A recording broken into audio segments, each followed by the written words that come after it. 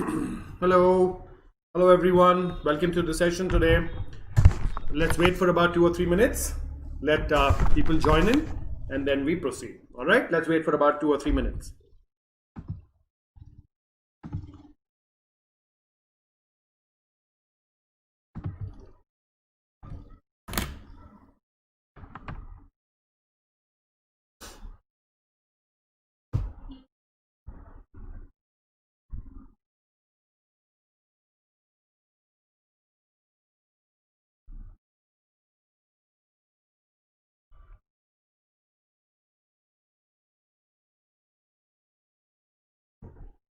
Let's wait for 2 or 3 minutes, and then we continue.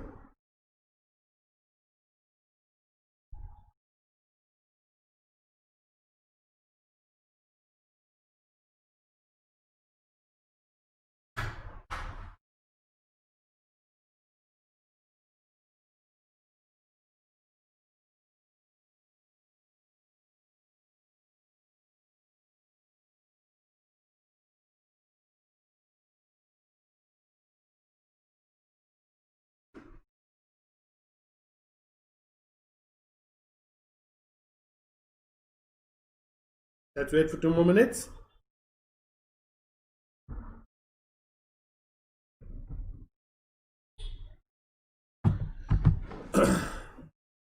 Let people join in, and then we proceed.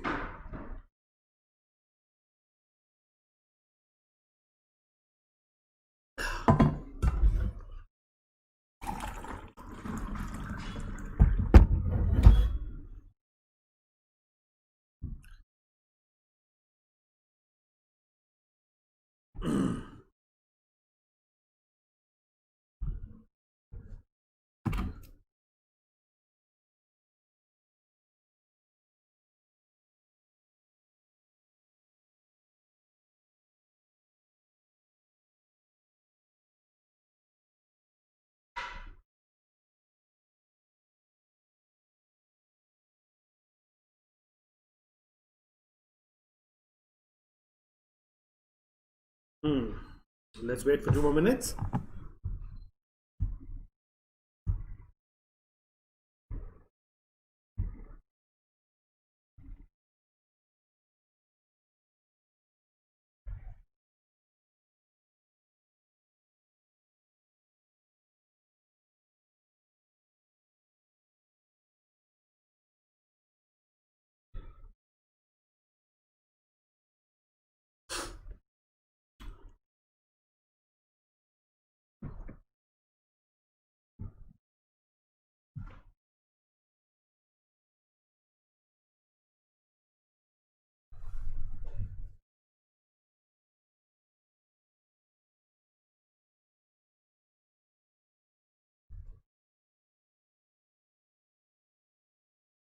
Let's take about 2 more minutes. Let's wait for everyone to join in, and then we proceed.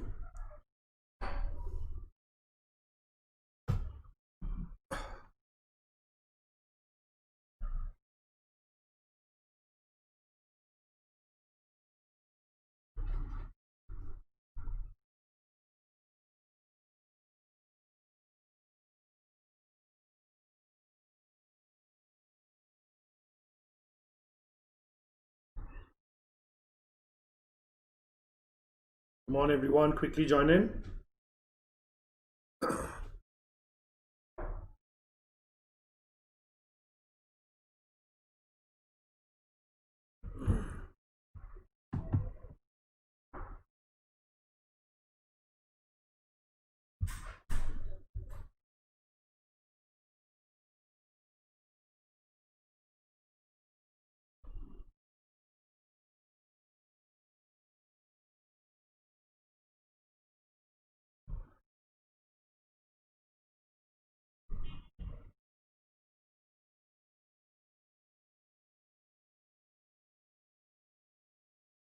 Let's wait another minute.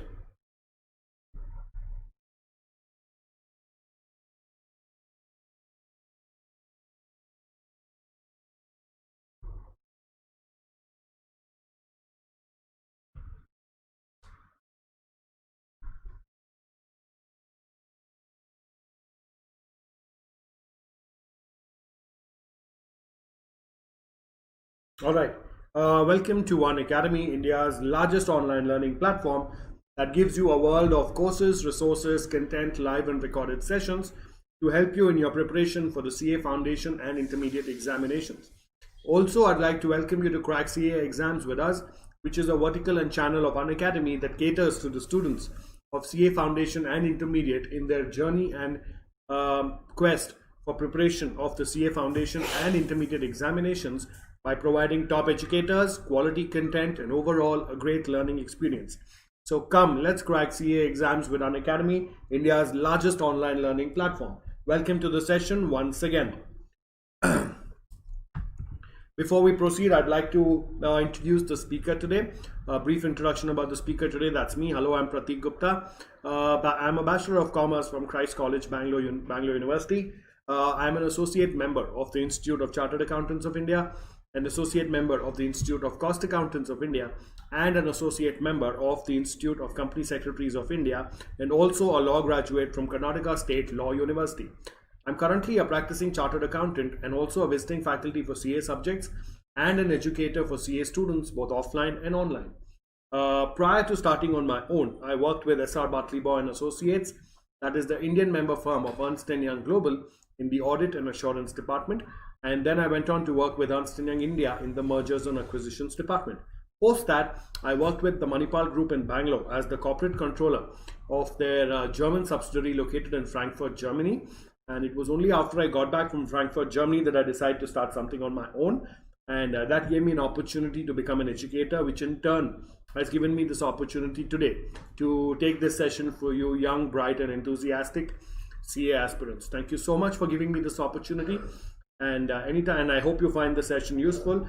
And anytime during the session, in case you have any questions, queries, observations, or discussions, please drop in a line and I will take up that matter for problem solving or discussion as soon as I can. All right, welcome to the session once again. And also with this name, you can look me up on YouTube to find all my other sessions taken for the CA Foundation and intermediate examination. You can go onto YouTube and type Prathik Gupta, Prathik Gupta, and you will get all the other sessions that I've taken on YouTube, which will help you. You can also find this name on the Unacademy Learning App, more about which I will tell you in the following slides, and you can also go through all the special classes that I have conducted on the Unacademy Learning App. So please go on to the Unacademy Learning App, type in Prathik Gupta, Prathik Gupta, and you will get all the sessions that I've taken there as well. Okay, so let's proceed. Now, like I told you, Unacademy helps you in your preparation for the CA Foundation and intermediate. It helps you through three platforms. One is YouTube, then we have special classes, and then the premium platform of Unacademy, which is the Plus platform. Now, YouTube sessions and special classes are absolutely free, but they provide you immense value and resources to help you in your preparation for the CA Foundation and intermediate examination. Okay, so YouTube is what you're watching now, and special classes are available on the Unacademy Learning App, more about which I will tell you as we proceed. So let's talk about the premium platform of Unacademy, which is the Plus platform, okay, and it is a payment-based subscription model. Now, I strongly recommend and encourage you to become part of the Plus platform of Unacademy as soon as possible because of the following reasons. Firstly, it conducts daily live classes where you get to chat with your educator, engage in discussions, ask your doubts and answer polls. Yeah, all this while the class is going on. Yes, you heard it right. All this while the class is going on. You do not need to wait for the end of the class. You do not need to wait a couple of days after the class. You do not need to wait for the weekend after the class, or neither do you have to wait to take an appointment with your educator. You can clear your doubts and discuss matters with your educator on a real-time basis without wasting time, and it's as simple as lifting your hand up in a classroom and your educator will answer your questions. The second reason why I recommend and encourage you to become part of the Plus platform of Unacademy is because of the live tests and quizzes it conducts on a periodic basis and regularly to evaluate your preparation and also get a detailed analysis of your performance. Now, you might wonder why this evaluation and detailed analysis of the performance is important, but please remember, when you're preparing for a professional examination, it's always good to keep checking yourself in from time to time as to what is your level of preparation, how much you've prepared, which areas you are well prepared, which areas you are not yet prepared, and which areas you require external help. So basically, the Plus platform helps you break up your preparation into your strong areas, your not so strong areas, and your weak areas, so that whatever limited time for preparation you have for your professional examinations, you can spend them accordingly on these 3 areas. In the sense, you can spend more time on your weak areas, a little lesser time on your not so strong areas, and less time on your strong areas, until a time when your weak areas and your not so strong areas eventually become your strong areas. Thereby, the Plus platform of Unacademy guarantees minimum wastage of time and ensures maximum utilization of time. The third reason why I recommend and encourage you to become part of the Plus platform of Unacademy is because all the courses are structured and in line with your exam syllabus to help you best prepare for it, which simply means all the Plus courses on the Plus platform are prepared keeping in mind your exam syllabus.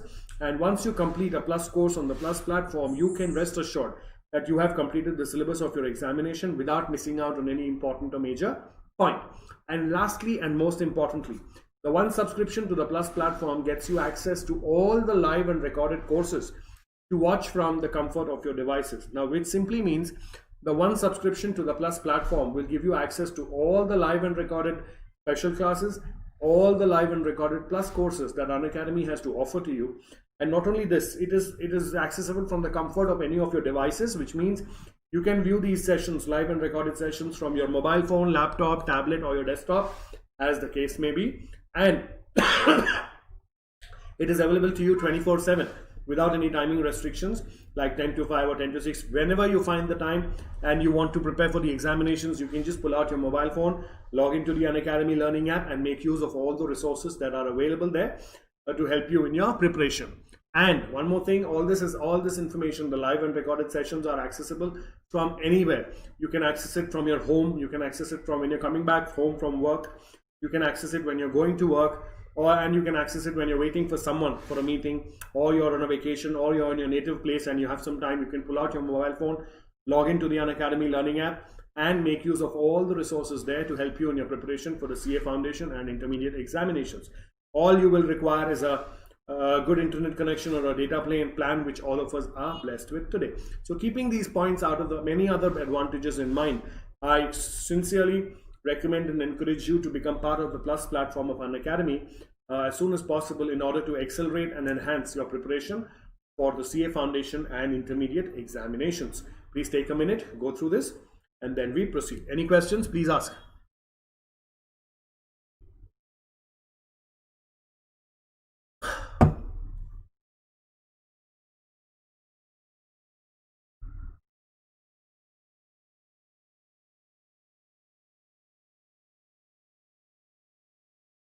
Any questions, please ask. Please take about a minute, go through this.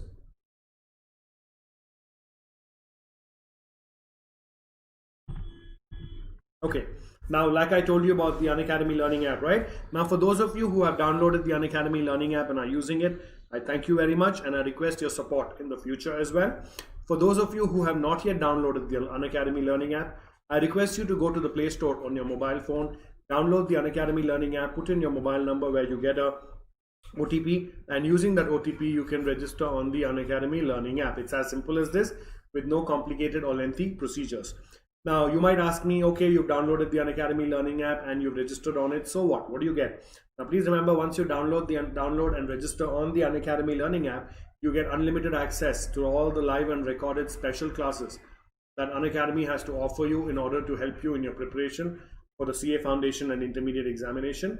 And it gives you access to all the live and recorded Plus courses that Unacademy has to offer you in order to accelerate and enhance your preparation for the CA Foundation and intermediate courses. So keeping these points in mind, I encourage you and request you to download the Unacademy Learning App, register on it, and make use of all the resources that are present there to help you in your preparation. And I also request you to spread the word around and help people around you to get onto the Unacademy Learning App, know more about it, help them download it, help them put in their mobile number and OTP and register on the Unacademy Learning App, and also make use of all the resources that Unacademy has to offer to you. All right, please take a minute on this slide. Any questions, please ask me. Any questions, please ask.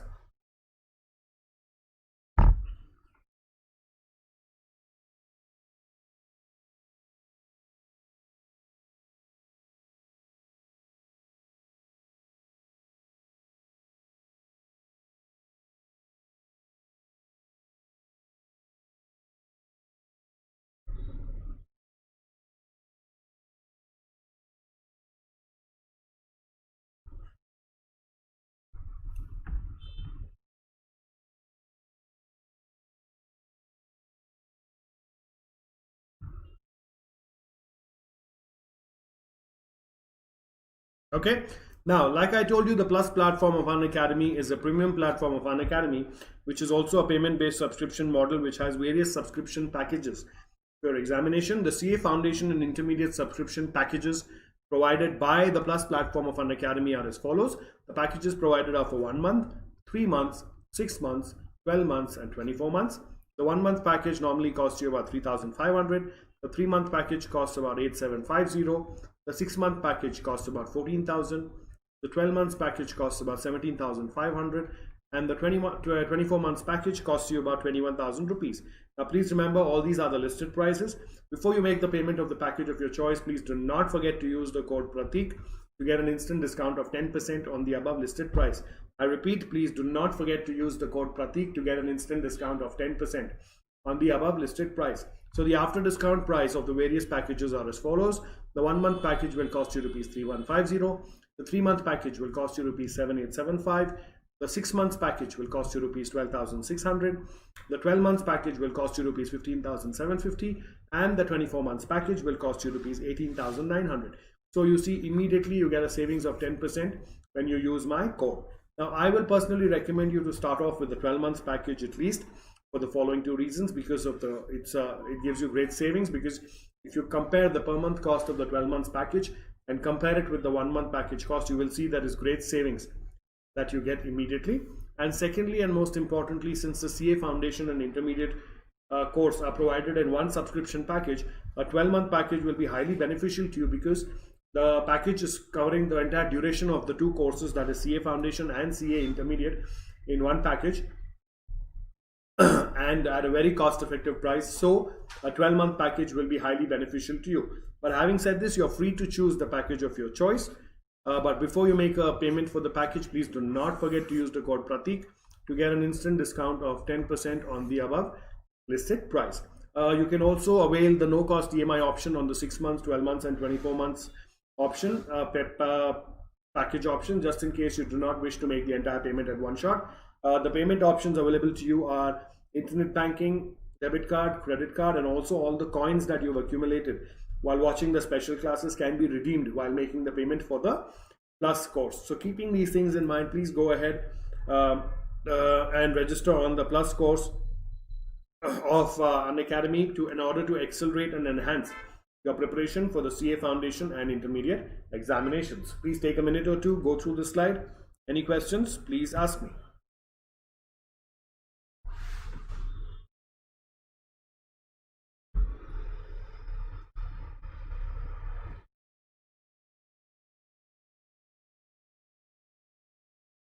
Please take about a minute or two. Any questions, please ask me.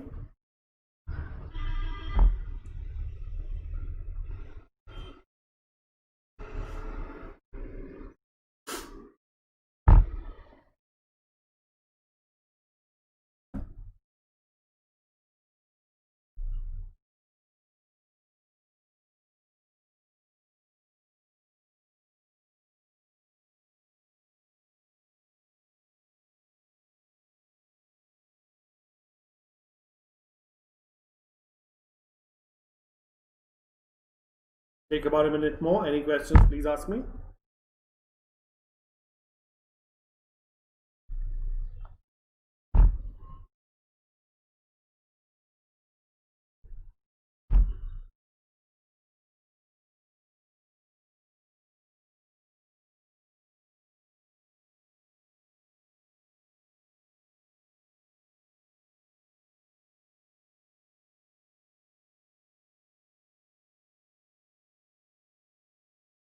All right, just about 10 more seconds.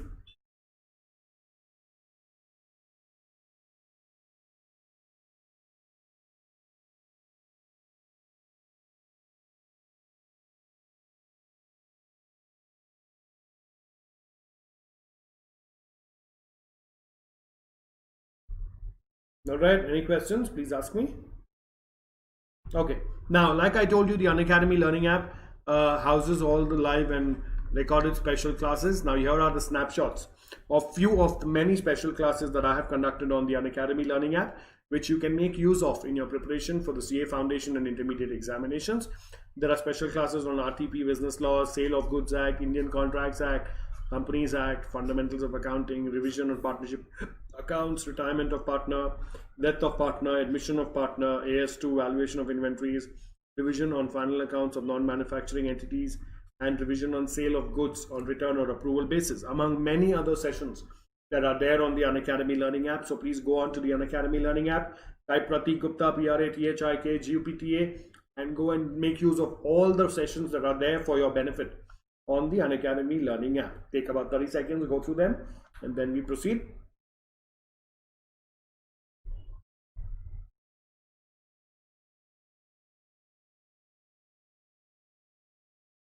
Any questions, please ask.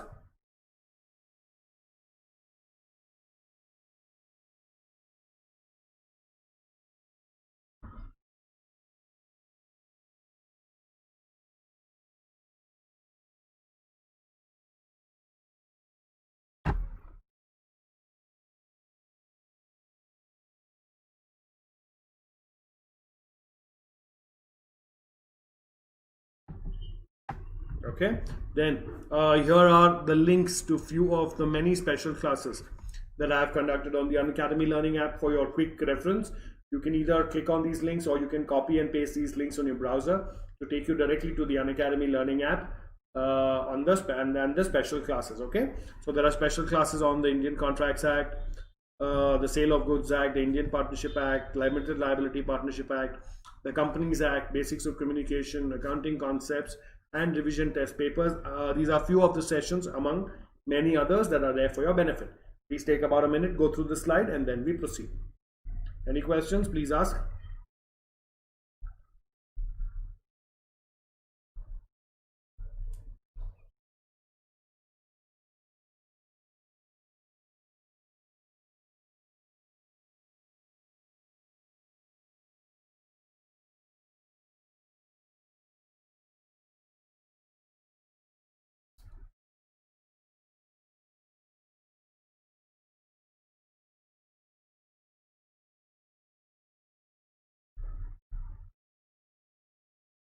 Please take a minute.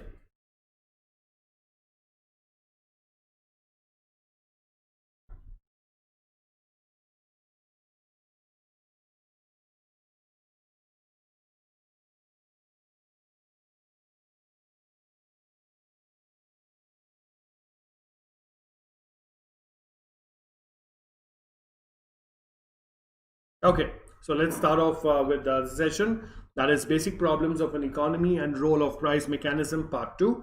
Part 1 was done yesterday from 8:15 to 10:15 p.m. On YouTube, and you can refer those sessions to know. So where we covered a lot of stuff. So quickly, let me discuss about the basic problems of an economy. Is what to produce, how to produce, for whom to produce, and what provisions are to be made for economic growth. We discussed in detail about these 4 problems that the economy is facing, and then we went on to discuss each of them in detail. Then we started off with discussing the economies. The 3 types of economies are capitalist economy, socialist economy, and mixed economy. Capitalist economy is an economy in which the interference of the government is minimum, and it's private individuals who run most of the industries, and all their operations are to derive maximum profit, and whatever they produce is dictated by the preference of the consumers. The consumer is the king in a capitalist economy. Okay, and basically there are a lot of disparities between the rich and poor, and government has minimum intervention. All right, so that's what we discussed yesterday about the right to private property, freedom of an enterprise, freedom of economic choice, profit motive, consumer sovereignty, because the consumer has a choice and consumer has the ultimate authority in deciding what he wants. Competition, there is a lot of competition in the capitalist economy. Absence of government interference, yes. And how do capitalist economies solve the central problems? Okay, so we discussed all this yesterday. So in case you want to hear a detailed discussions on this, you can go through the session what we had yesterday, but I'm just touching up on what we did. Okay, and then the merits of capitalist economy, self-regulating, the existence of private property. Again, basically there's competition and there's private property, so the quality of goods will be good. And services, the process of economic growth is likely to be faster. Resources are used in activities that are most productive. There is usually high degree of operating efficiency, and many others. Please take a minute, go through the slide, and then we proceed. We are just brushing up on what we did yesterday, so that you are in link.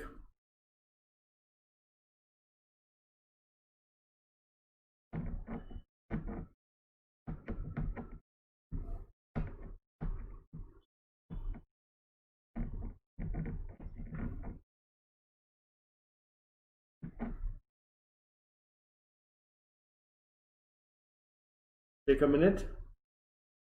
Okay, and then we spoke about the demerits of capitalism. What are the disadvantages of capitalism? Take a minute, go through this, and then we start off. We start today's session.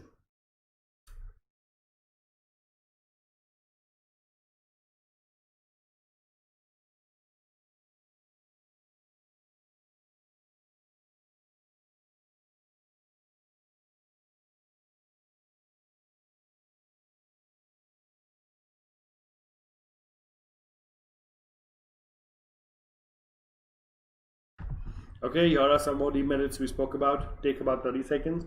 Quickly go through this. I'm just trying to recollect what we did yesterday.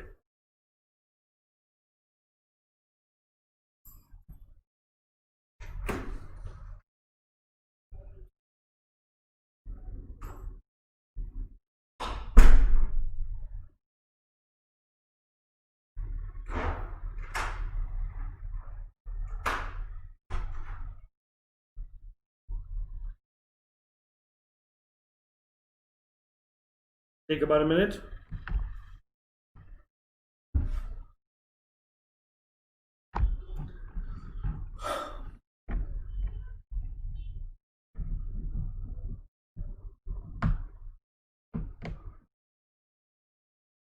Okay, and then we started off talking about a socialist economy. Yeah, so this is where we stopped yesterday. Okay, so this is where we will continue from today. So yesterday we saw a capitalist economy which was basically driven by private players, and profit was the whole motive, and what to produce. The question was answered based on the consumer preferences of the customers.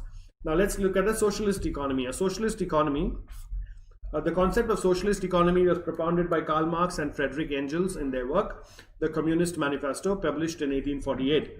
In this economy, the material means of production, that is factories, capital, mines, are owned by the whole community represented by the state. Whereas in a capitalist economy, the factories, capital, mines, etc. were owned by private individuals.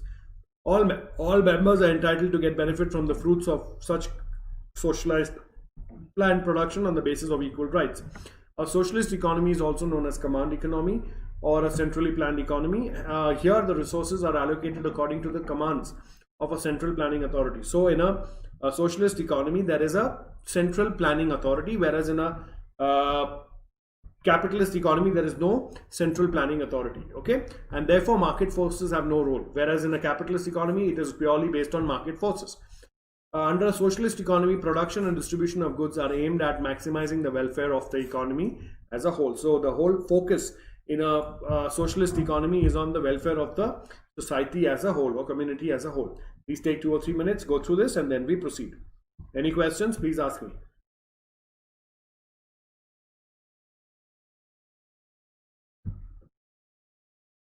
Any questions? Please ask.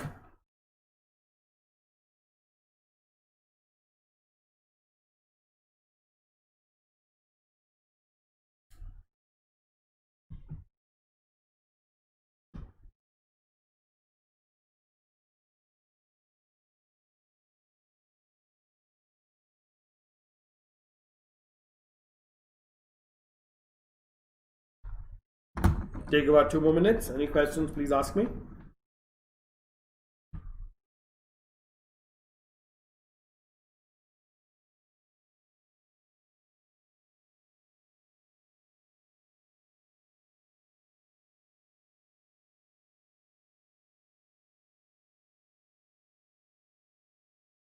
Any questions? Please ask. I'm giving you adequate time to read it, understand it, and ask me any questions that you may have.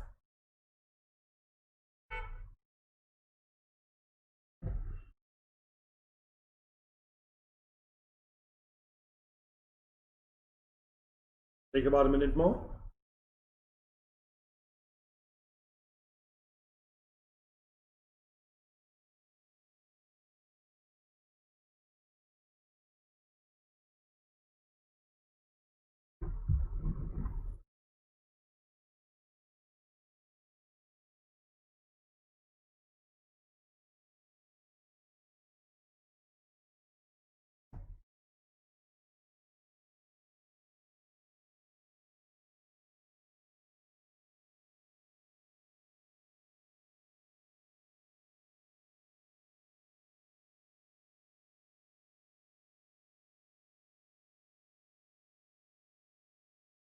All right, let's proceed. Another 10 more seconds.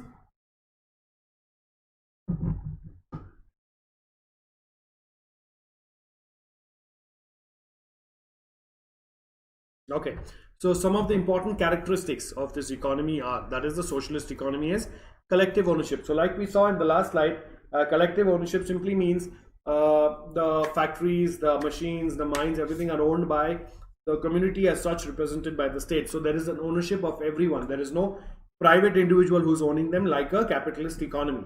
Okay, so there is a collective ownership of all means of production except small firms. So of course in a socialist economies, there are small firms who are there, who carry on their own business, and trading firms which may remain in private hands. As a result of social ownership, the profit motive and self-interest are not the driving forces. So unlike a capitalist economy, the profit motive are not the only driving forces of the economic activity, as it is the case of a market economy. The resources are used to achieve certain socio-economic objectives. That is the benefit for the whole society and community as whole, is the one of the objectives of the socialist economy, unlike a capitalist economy which is self-interest and profits. Okay, then we have economic planning. There is a central planning authority to set and accomplish socio-economic goals. That is why it is called a central planning authority. The major economic decisions such as what to produce, when to, and how much to produce are taken by the central planning authority. So in a socialist economy, there is a central body known as the central planning authority that takes the decisions or important decisions of what to produce, when, and how much to produce, which was not the case in a capitalist economy. In capitalist economy, there was no central planning authority, and most of the decisions were taken by the individuals themselves based on the consumer preferences. All right, but unlike that, in a socialist economy, there is a central planning authority which takes these decisions, and then the resources are allocated accordingly. Then absence of consumer choice. Freedom from hunger is guaranteed, but consumer sovereignty gets restricted by selective production of goods. So one of the major advantages of the socialist economy is there is food for everyone, or everyone gets to eat. That is, no one freedom for hunger is guaranteed, but the choice of goods from consumer is reduced because consumer is not the king in a socialist economy. The range of choice is limited by planned production. However, within that range, an individual is free to choose what he likes most. In a capitalist economy, the production was driven by the consumer preferences, but in the case of a socialist economy, the interest of everyone is taken into account, and so the production or the allocation of resources is not driven by the consumer preferences. So basically, whatever is produced, the consumer has to live with that. But within whatever is produced, the consumer is free to choose what he wants. Okay, please take about 3 or 4 minutes, go through this. Any questions, please ask me.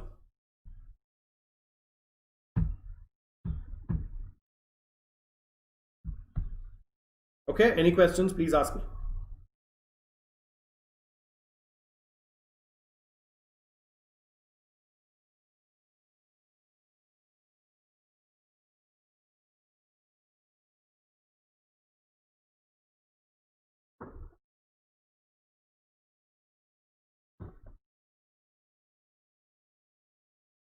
Take about 3 or 4 minutes. Read it carefully. Any questions you have, please ask me.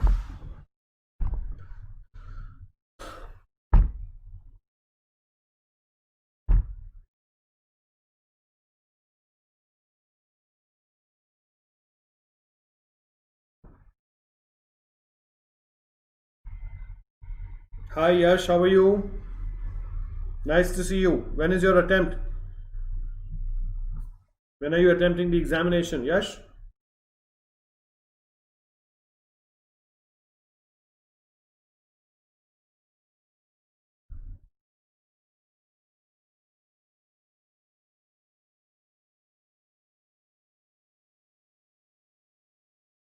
When is your attempt?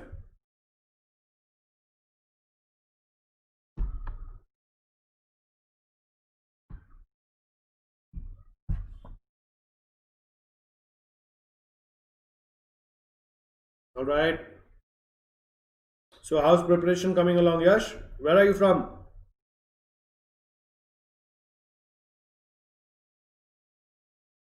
Where are you from? Mumbai?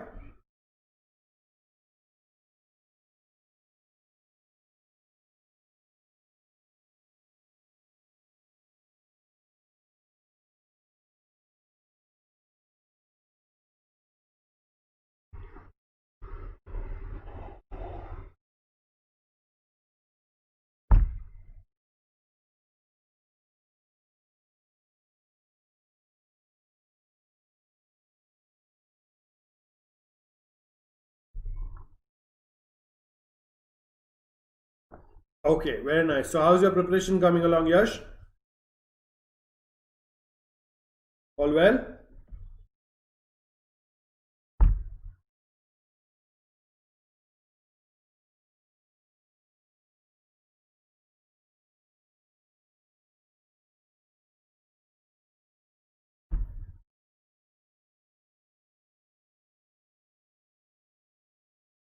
All right. Take about 2 more minutes. Any questions, please ask me.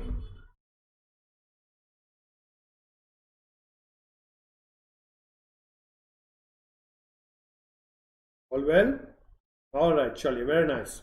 Okay, let's continue.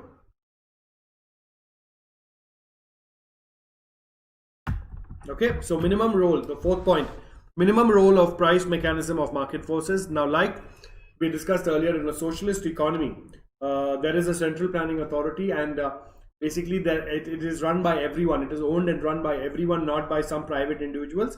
So, price mechanism or market forces, demand and supply, have no role in this, but everyone gets a fair deal or fair share.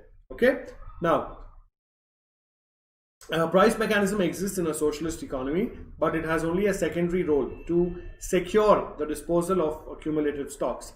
Since allocation of productive resources is done according to a predetermined plan, the price mechanism as such does not influence these decisions. In the absence of the profit motive, price mechanism loses its predominant role in economic decisions. The prices prevailing under socialism are administered prices, which are set by the central planning authority on the basis of socio-economic objectives. So let's break it down. All right, so now we did speak about what a socialist economy is, right? A socialist economy is an economy which is owned and run by the entire community through the state. So the benefit of everyone is taken into account, and not just one or two individuals who want to make profits. So when the whole objective is not to make maximum profits, the role of demand and supply is out. So the price mechanism of market forces is out, right? So basically they predetermine, or they decide in advance itself, that how much of resources are going to be allocated to this particular economy for the production, and whatever is produced is distributed among everyone. So we also saw that, right? The choice, the people don't have too many choices in a socialist economy, as everyone gets a little bit of everything. So in the absence of a profit motive, the price mechanism loses its predominant role in economic decisions. The prices prevailing under socialism are administered prices, which are set by the central planning authority on the basis of socio-economic objectives. Okay, so everything is decided by the central planning authority. Now, the next point, absence of competition. We have discussed this point, right? Now already, since the state is the sole entrepreneur, the state is working on behalf of the whole community as whole, and so there is no competition. There is an absence of competition under socialism. All right, I don't think there is any explanation required there. So the erstwhile USSR is an example of socialist economy. In today's world, there is no country which is purely socialist. North Korea, the world's most totalitarian state, is another prominent example of a socialist economy. Other examples include China and Cuba. All right, so today in this world, there are not many countries who are socialist economies. Although USSR, the earlier Russia, was a socialist economy, now we have North Korea and China and Cuba to a large extent are socialist economies. Please take about 2 or 3 minutes, go through this. Any questions, please ask. Any questions, please ask.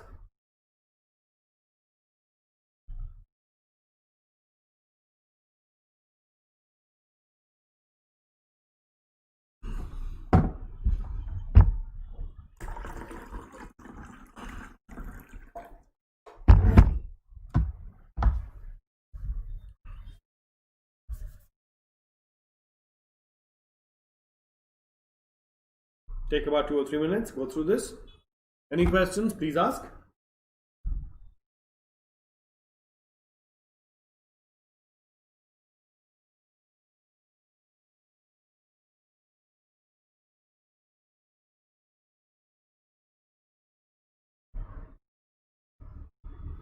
Okay. All clear?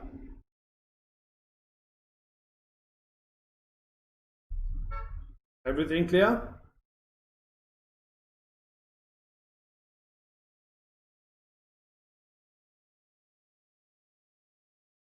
Okay, Yash, are you on the Unacademy Learning App?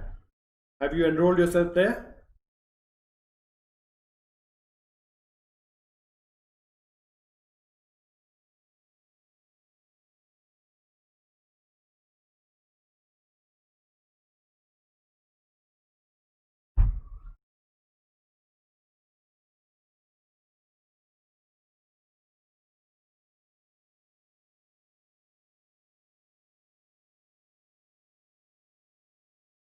All right. So Yash, so you are not on the Unacademy Learning App, Yash?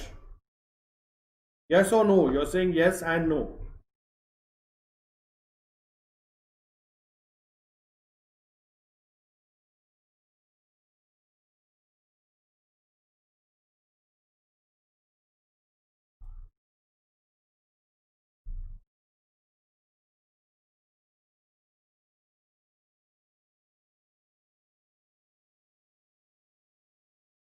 Yes, Yash, I think you should get onto the Unacademy Learning App. You need to go onto your phone, Play Store, download the Unacademy Learning App, put in your mobile number and your OTP, and you will get access to it. That simple as there.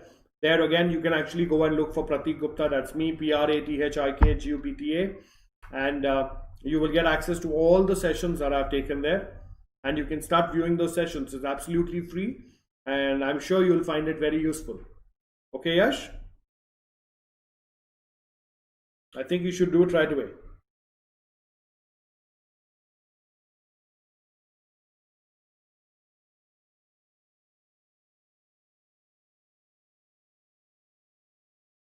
All right?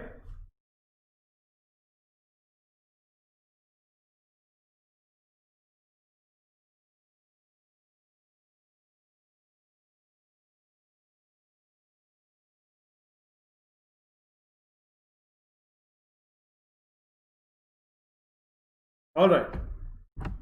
Then now we look at the merits of socialism. First one, equitable distribution of wealth and income and provision of equal opportunities for all to maintain social, economic and social justice. Now, this is in contrast to the capitalist economy. All right, Yash, you can do it, okay? Yeah. Let me know in case you face any problems while doing so.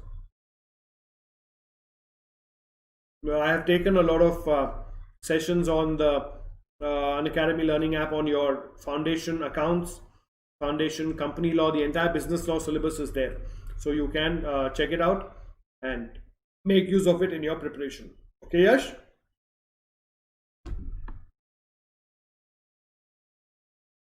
All right.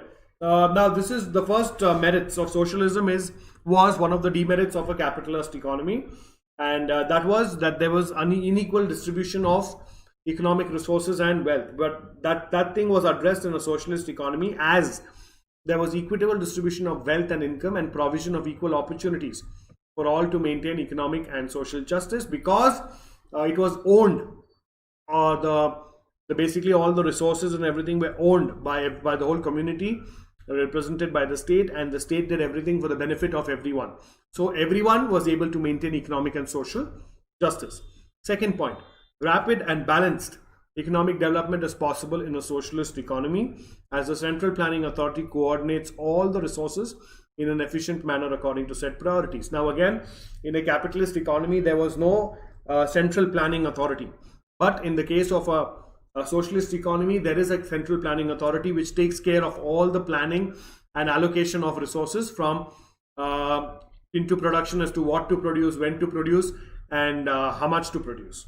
Okay, the socialist economy is a planned economy. Now, unlike a capitalist economy where everything is driven based on demand and supply and consumer preferences, a socialist economy is a planned economy, as the state plans everything for the benefit of the community as a whole.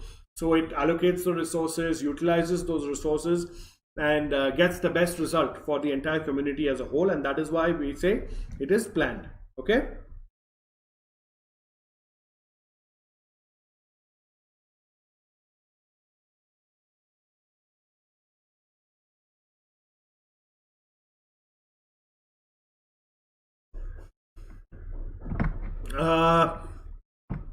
In a planned economy, unemployment is minimized. Okay, so socialist economy is a planned economy. In a socialist economy, there will be better utilization of resources and it ensures maximum production. Wastes of all kinds are avoided through strict economic planning. Since competition is absent, there is no wastage of resources on advertisement and sales promotion. Okay, that is an advantage as well. There's no competition, right? So the sales promotion and everything, the expenses are minimized. Then fourth one, in a planned economy, unemployment is minimized, business fluctuations are eliminated, and stability is brought about and maintained. Okay, that's the point number 4. So in a planned economy, unemployment is minimized because the work is done carried out by all for the benefit of all. Business fluctuations are eliminated again because it is a planned economy and you plan how much you want to produce, you plan how much of resources you're going to give. So that's why the business fluctuations are eliminated. And stability is brought about and maintained. So there is a stability in whatever resources you're using, whatever production you are doing. Okay. The absence of profit motive helps the community to develop a cooperative mentality and avoids class war. This, along with equality, ensures welfare of the society. So basically, a socialistic community ensures the welfare of the society. Please take about 2 or 3 minutes, go through this. Any questions, please ask me. Read it carefully, read it, take your time and ask me any questions you may have.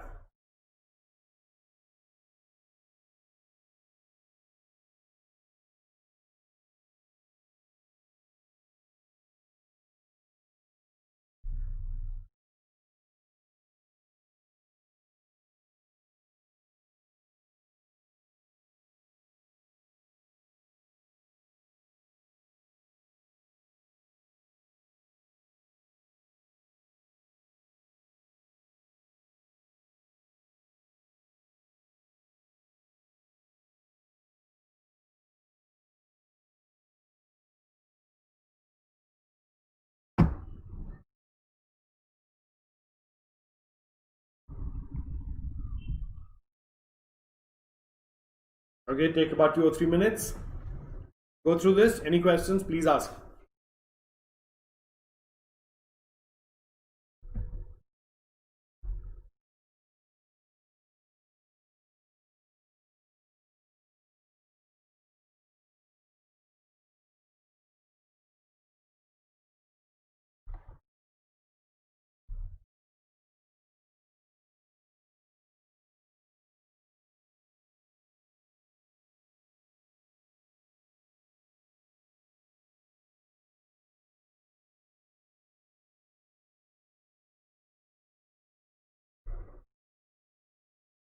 Take about 2 minutes.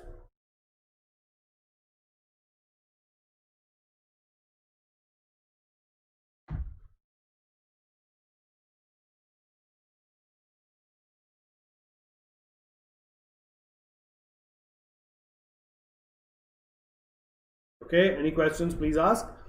Please take about 2 or 3 minutes more.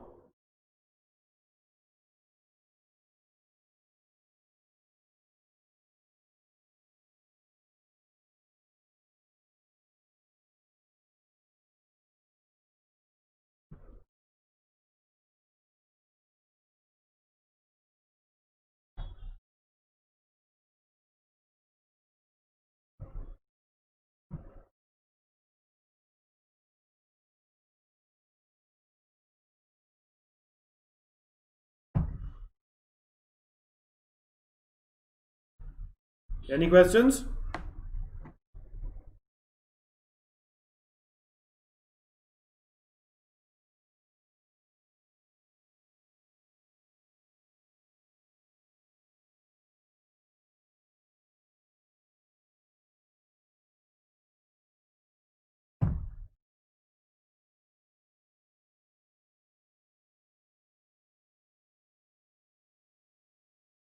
Any questions, anyone?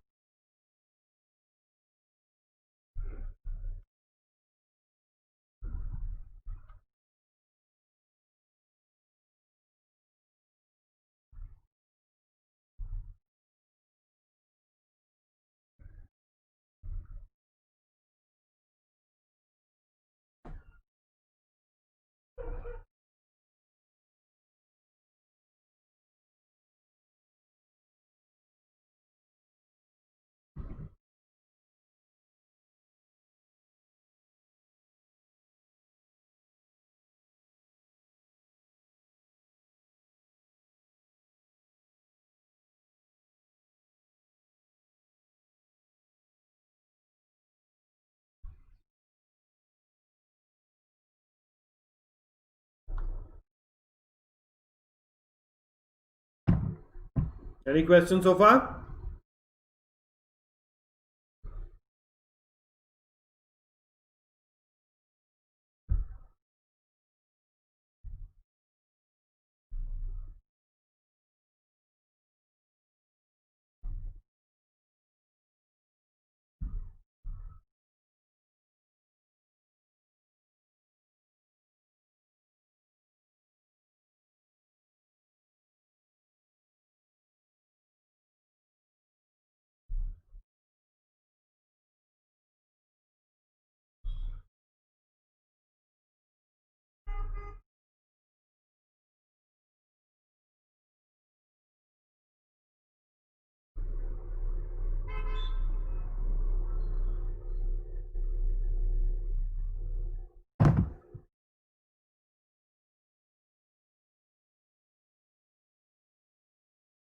Okay. Then, socialism ensures right to work and minimum standard of living to all people. Again, it comes from the previous points. It ensures a right to work in the sense everyone is working for the benefit of everyone. So, socialism ensures a right to work and minimum standard of living. Why there is a minimum standard of living? Because there is no competition. Because things are being produced by everyone and for everyone. So, everyone maintain a uniform standard of living. Okay.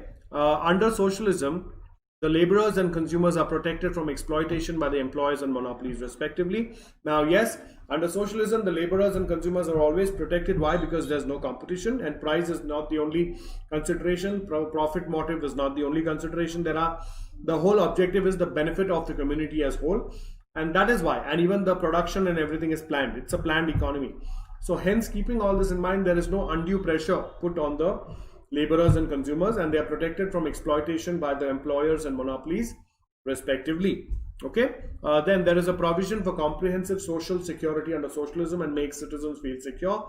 Again, it comes from the point that it is an economy run by the people and for the people, and so this makes citizens feel secure. So now that we are done with the uh, merits of socialism, now let's look at the demerits of socialism. Socialism involves the predominance of bureaucracy and the resulting inefficiency and delays. Moreover, there might be corruption, red tapeism, and favoritism. Now, please remember, whenever there is a government involved, these problems will come.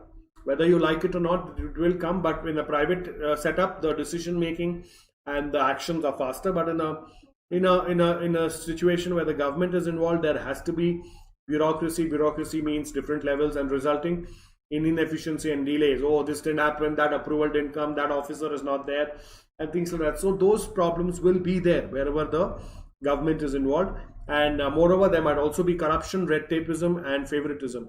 Now, when there is a government involved, then there are good chances that corruption will also be there, red tapeism and favoritism will also be there. So that is why that is one of the biggest drawbacks or demerits of the socialist system, because the government of that country may be corrupt, red tapeism, and favorite. Okay, partial. Then it restricts the freedom of individuals as there is state ownership of the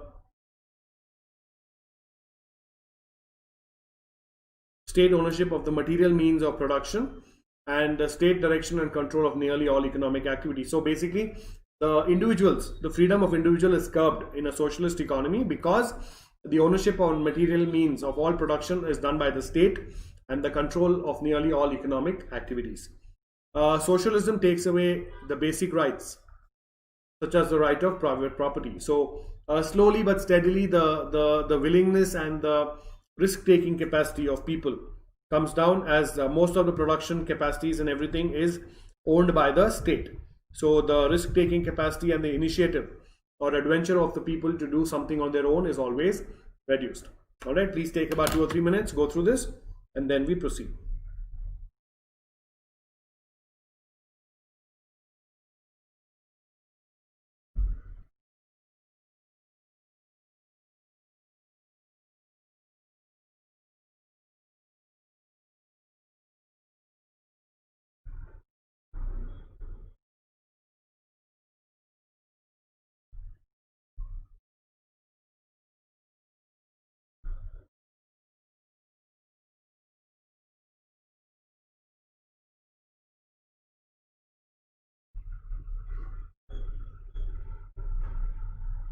Any questions, please ask.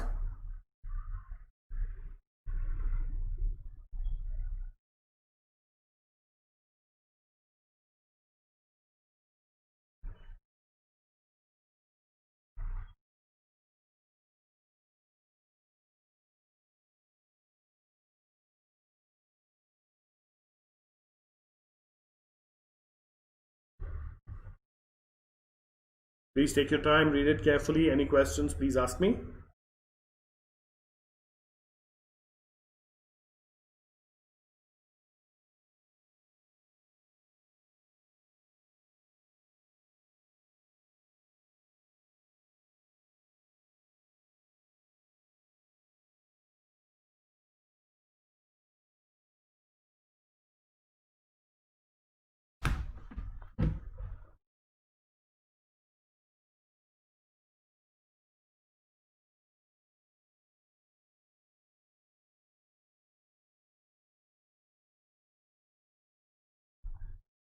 Any questions?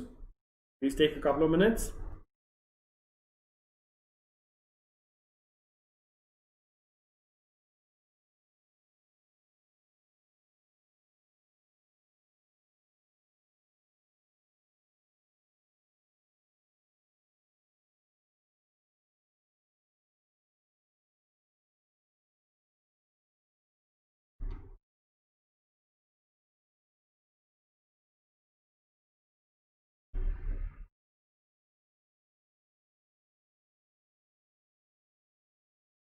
Are we done? Any questions?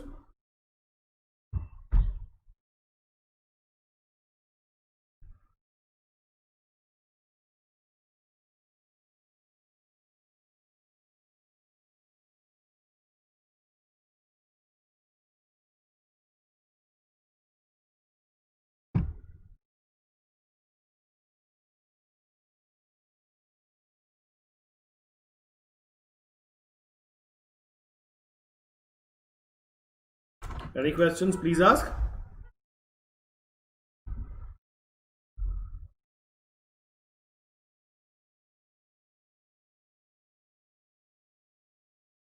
Okay, now let's look at the next demerits. Fourth one, it will not provide necessary incentives to hard work in the form of profit. Like a capitalist economy, the whole motive is profit. So in a socialist economy, there is no profit. So obviously there is no incentive to hard work, and the morale and the energy levels of the people in a socialist economy might always drop down as there is no incentive. Number 5, administered prices are not determined by the forces of market on the basis of negotiation between buyers and sellers. There is no proper basis for cost calculation. In the absence of such practice, the most economic and scientific allocation of resources and the efficient functioning of the economic system are impossible. Okay, now in a socialist economy, like we said, there is no buyers, there is no demand and supply, right? And if there is no demand and supply, then there is no negotiation between the buyers and sellers to arriving at a probable price of a product. So the central planning authority calculates the price and everything. So there is a possibility that the cost of the goods are not properly calculated, and the efficient functioning of the economic system are impossible, because again there is no market forces and it is all predetermined and pre-calculated. Okay, then we have the 6th one, state monopolies created by socialism will sometimes become uncontrollable. This will become more dangerous than the private monopolies under the competition. Now in a socialist economy, as the government manages the whole thing and represents the entire community as whole, there is a good possibility that there could be a monopoly created by the government itself of a particular product or service, which is more dangerous than the private monopolies under capitalism. That means the monopoly that the government has created. All right, any questions so far? Anyone? No? Okay, then we come to point number 7. Under socialism, the consumers have no freedom of choice. Therefore, what the state produces has to be accepted by the consumers. Like we discussed earlier, the state produces everything for everyone. So it's not based entirely on consumer preferences. So the choice that the consumers have obviously comes down. But whatever is produced by the state, within that, the choice is always there with the consumers. But obviously, compared to a capitalist economy where the consumer is the king, in a socialist economy, the consumer is not the king. So the choices that he has obviously comes down. Therefore, what the state produces has to be accepted by the consumers. Point number 8. No importance is given to personal efficiency and productivity. Laborers are not rewarded according to their efficiency. This acts as a disincentive to work. Like we discussed earlier, there is no competition, there is no demand supply, there is no consumer is the king behavior.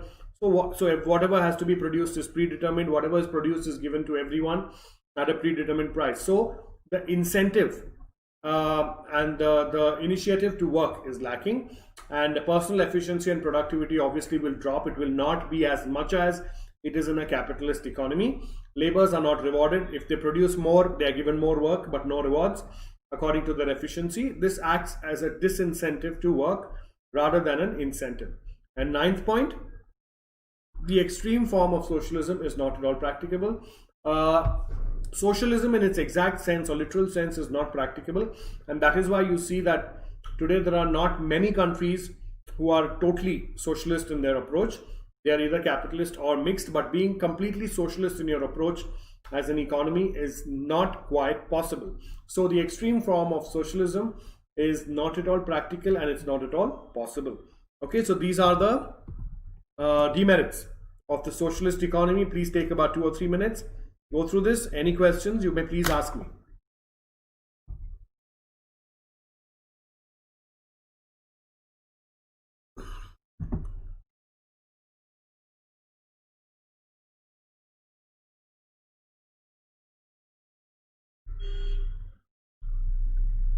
Please take about 2 or 3 minutes. Go through this.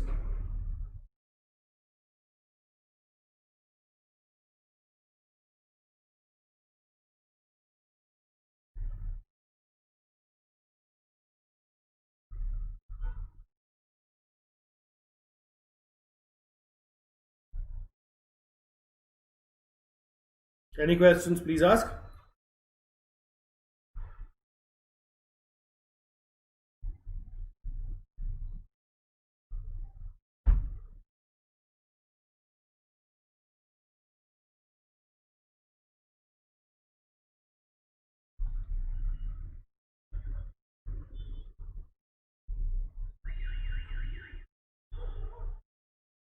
Please take about 2 or 3 minutes more. Any questions, please ask me. Read it carefully.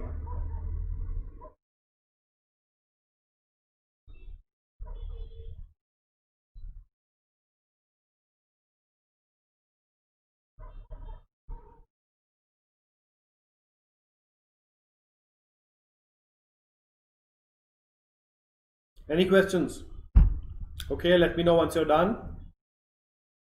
Please do drop in a line in case you have any questions. Let me know once you're done. Until then, I'll wait.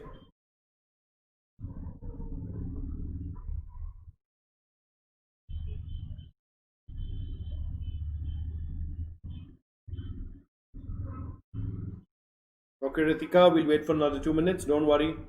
Please read it carefully. We'll wait.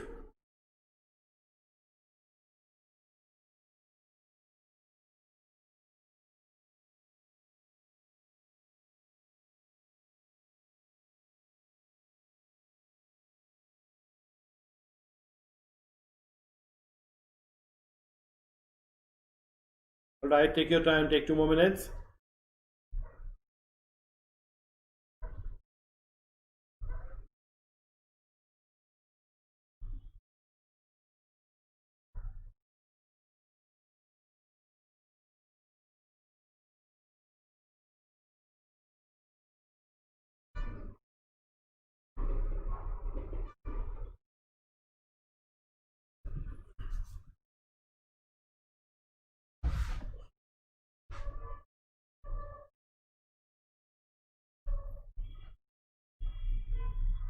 Take another minute. Ritika, are you done? Alright, take another minute.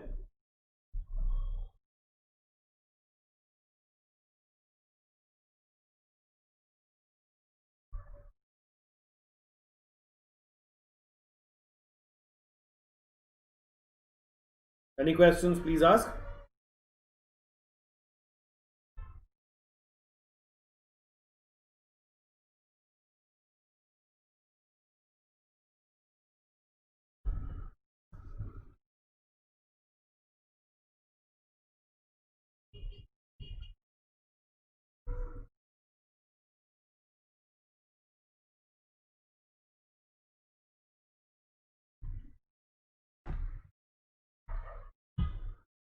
Any questions, please ask.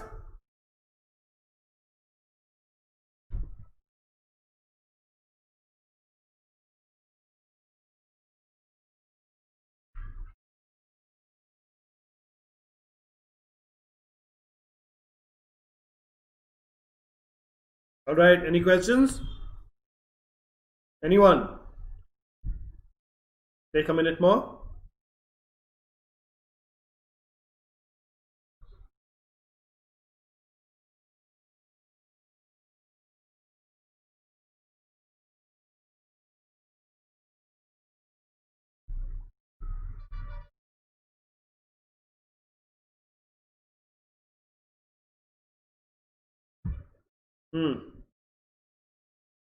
Okay, just about 30 seconds more and then we proceed.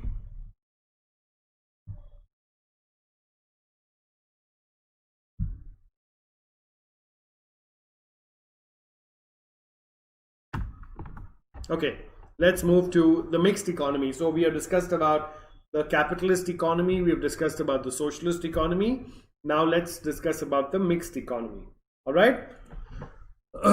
The mixed economy, the mixed economic system depends on both markets and government for all allocation of resources. Okay, so unlike a capitalist economy which depends on private individuals for resource allocation, and socialist economy which depends completely on government for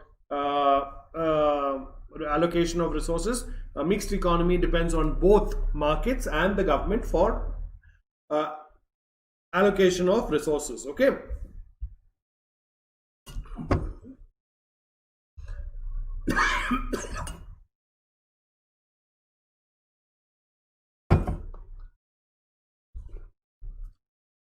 In fact, every economy in the real world makes use of both markets and governments, therefore is mixed economy in its nature. So most of the countries in the world are of mixed economies.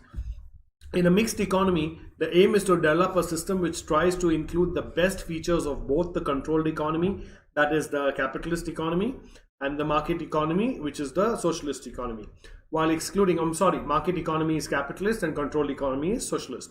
While excluding the demerits of both, it appreciates the advantages of private enterprise and private property with their emphasis on self-interest and profit motive. Vast economic development of England, the USA, is due to private enterprise. At the same time, it is noticed that private property, profit motive, and self-interest of the market economy may not promote the interests of the community as a whole, and as such, the government should remove these defects of private enterprise. For this purpose, the government itself must run important and selected industries and eliminate the free play of profit motive and self-interest. Private enterprise, which has its own significance, is also allowed to play a positive role in the mixed economy.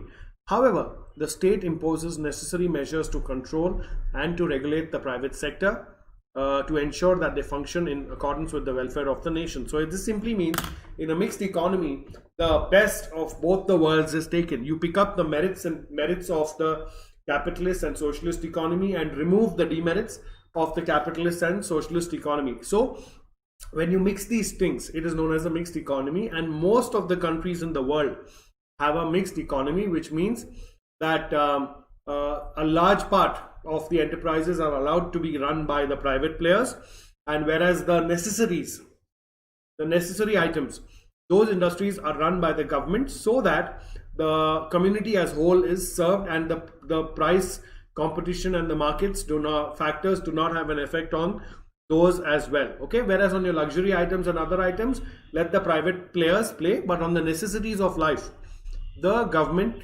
allocates the resources and manages them.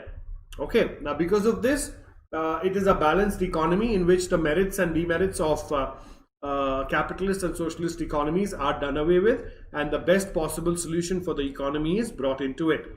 Okay, please take about 2 or 3 minutes, go through this. Any questions, please ask me.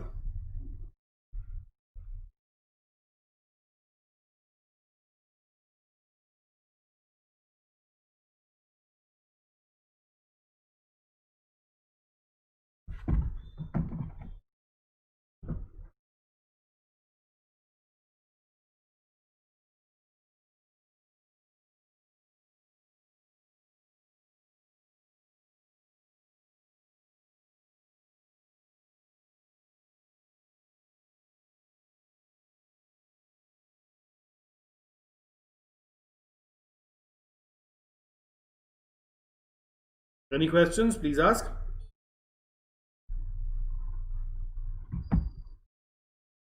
Take about 2 more minutes. Any questions? Please ask me.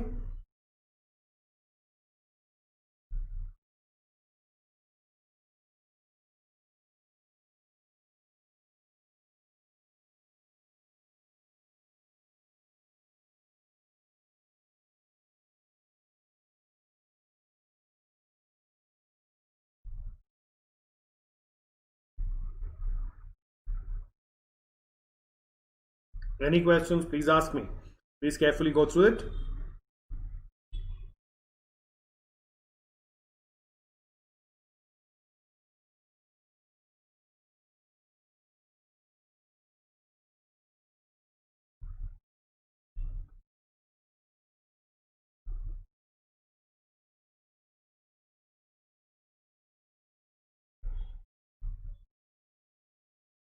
Take 2 more minutes. Let me know once you're done.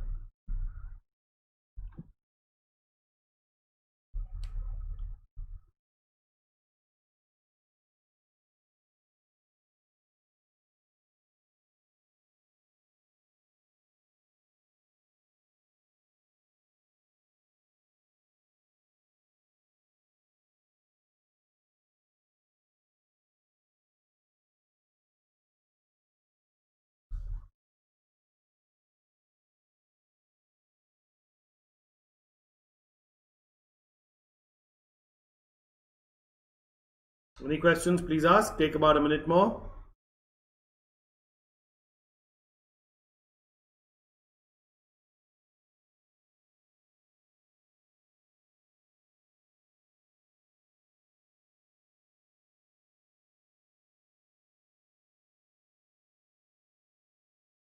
Any questions? Please ask. Okay, Ritika, I'll wait for another minute or two. Please finish it fast. All right.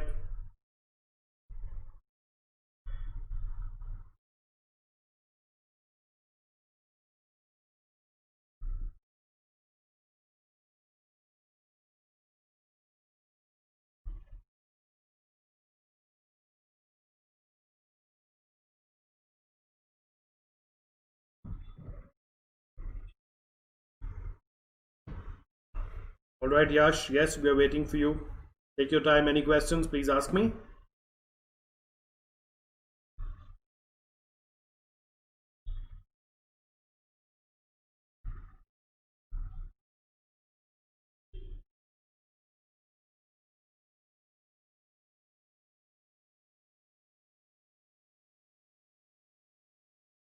Take about a minute more.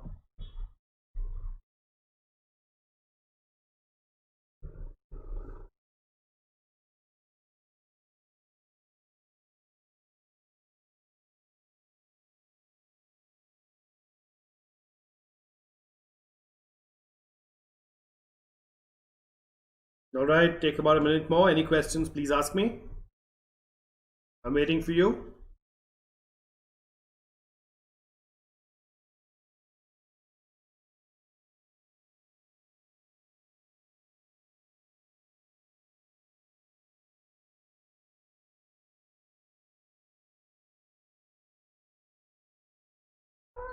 Any questions? Please ask.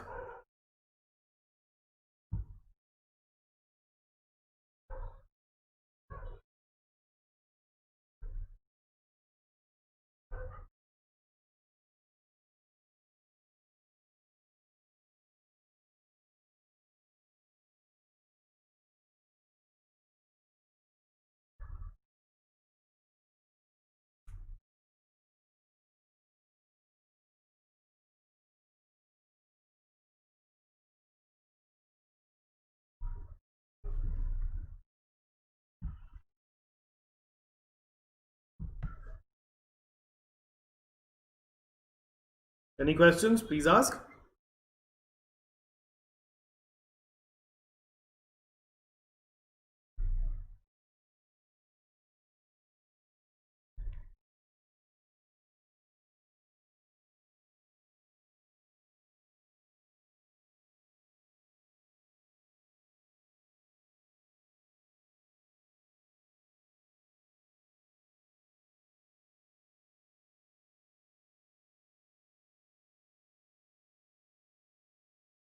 Are we done?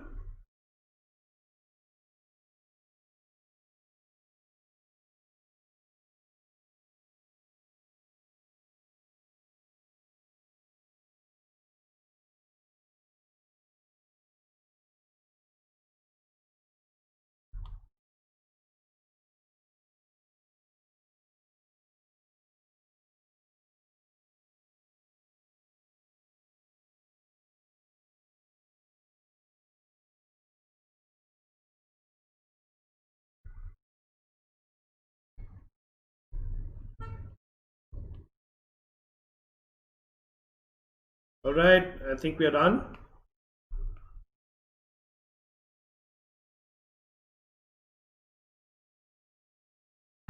Okay, now we look at the features of a mixed economy.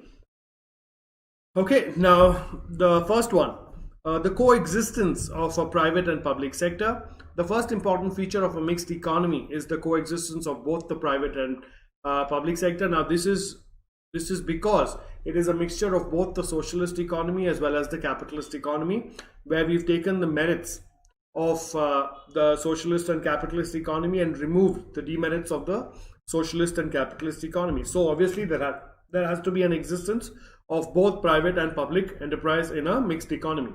Okay, like the name goes. Then, in fact, the mixed economy, there are three sectors of industries: the private sector, public sector, and combined sector. In any mixed economy, there are three industries: the private sector, public sector, and the combined sector. Okay, now what is in a private sector? The private sector, production and distribution in this sector are managed and controlled by private individuals or groups. Industries in this sector are based on self-interest and profit motive. The system of private property exists and their personal initiative is given full scope. However, private enterprise may be regulated by the government directly or indirectly by a number of policy instruments. So the private sector, what we're talking about here, gives us the benefit of or gives us the look of the capitalist economy, where profit is the whole motive and private property exists, where private players play the market and do their work. However, the government can regulate them with a number of policy instruments. Then we have the public sector. Industries in this sector are not primarily profit oriented but are set up by the state for the welfare of the community. This again talks about the socialist economy angle. Okay, in a socialist economy also the profit is not the motive, but industries are generally set up by the state for the welfare of the community. Okay, so again in India also, public sector industries in the sector are not primarily profit oriented but are set up by the state for welfare of the community. Now let's take for example in India, under the private sector we have companies like Reliance, Infosys, Tata, Wipro, and all these big major giants. But in the public sector we have HAL, okay, Hindustan Aeronautics Limited, BHEL, Bharat Heavy Electricals Limited. So these the one in the government sector are not really profit oriented, but they are set up by the state for the welfare of the community. Okay, and then we have combined sectors, a sector in which both the government and the private enterprises have equal access and join hands to produce commodities and services, leading to the establishment of joint sectors. So in a lot of sectors there is a public-private partnership which gives you the best results and to help produce commodities and services, leading to the establishment of joint sectors. So combined sectors are joint sectors again. Please take about 3 or 4 minutes, go through this. Any questions, please ask me. Right? Any questions, please ask.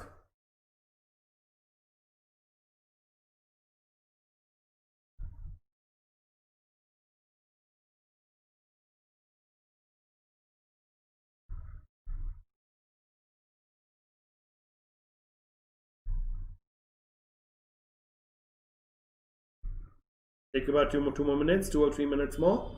Any questions, please ask me.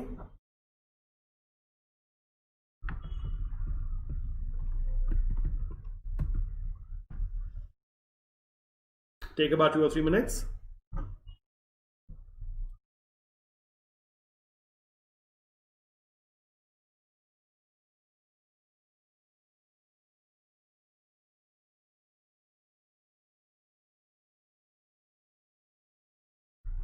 Any questions, please ask me.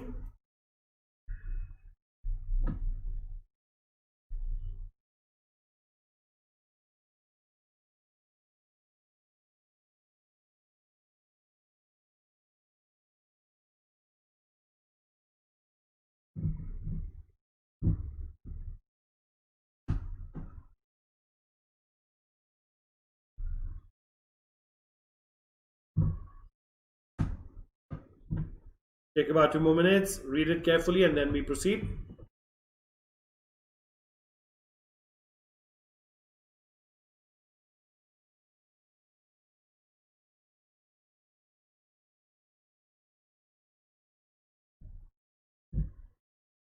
Any questions, please ask.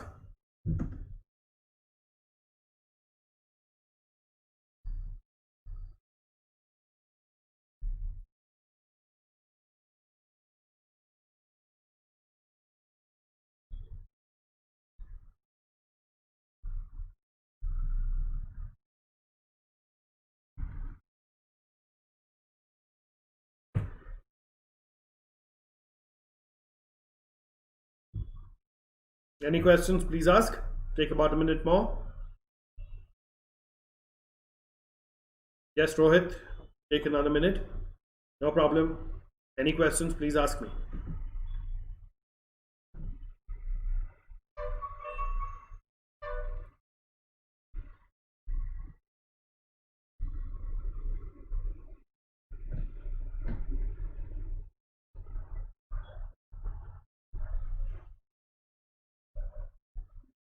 Yes, take about a minute more. Any questions, please ask me.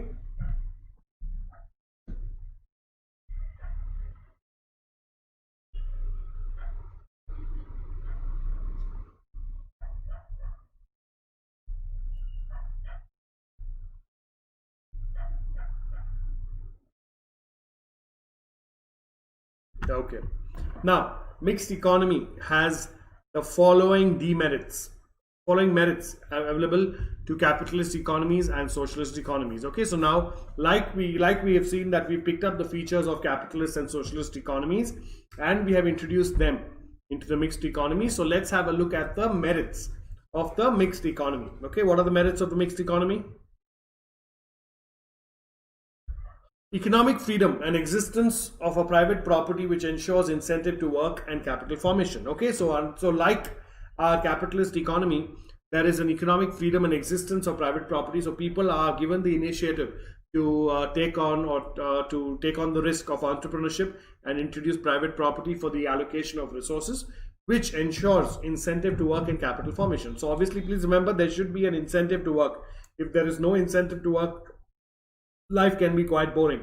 So the economic freedom simply means the freedom to carry on business and the existence of private property of the private players, which ensures incentive to work and capital formation.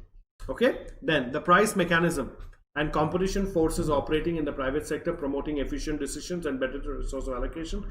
Now, like we have seen in the mixed economy, there is a private economy and the public economy as well. So under the private part, there is a price mechanism and competition. So there is demand supply as well as there is competition forces operating, and so it promotes efficient decisions and better resource allocations.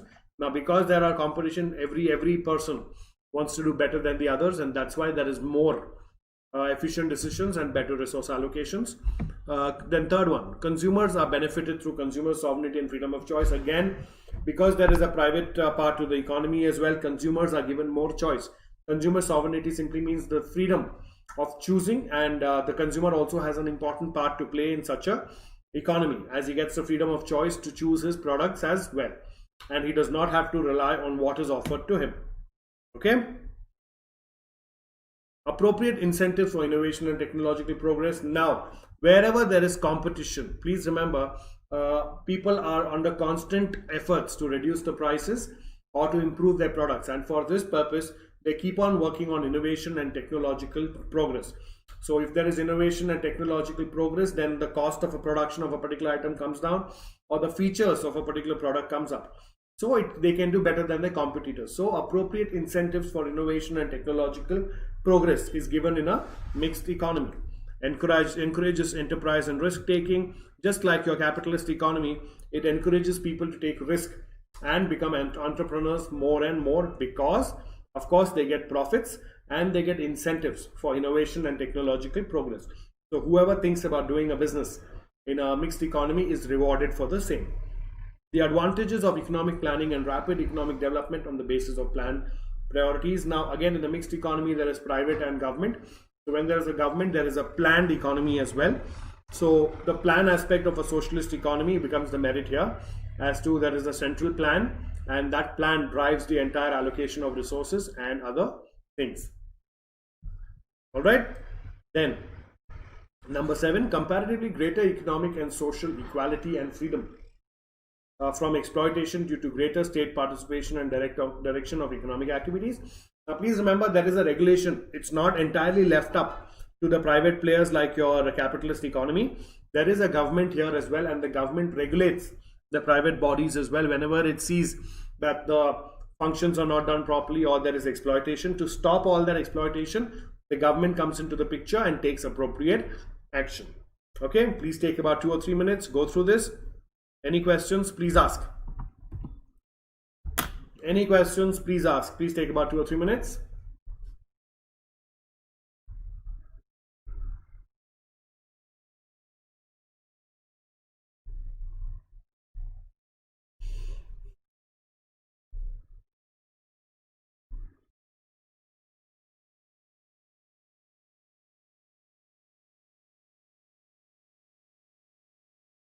Take 3 or 4 minutes, go through everything. Any questions, please ask me.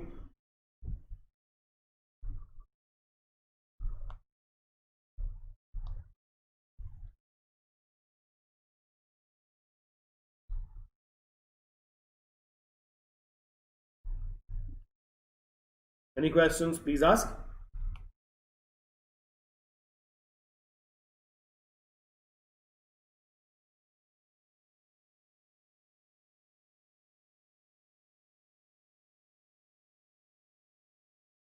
Take your time, take about 2 more minutes, go through this.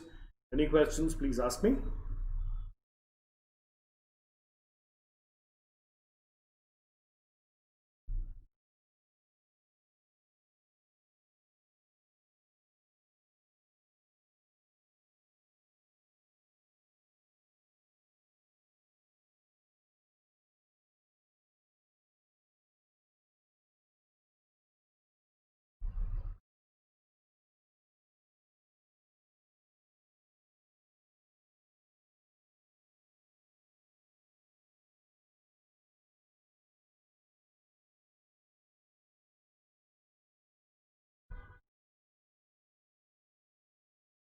Any questions, please ask. Take about 2 more minutes.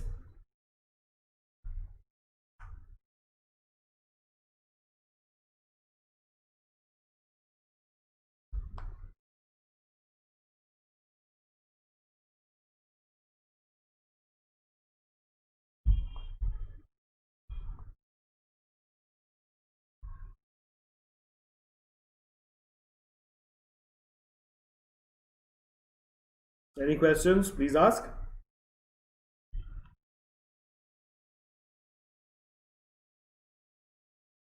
Okay, Rohit, yes, I'm waiting. Take 2 more minutes, no problem. Take your time. Read it carefully and ask me any questions that you may have.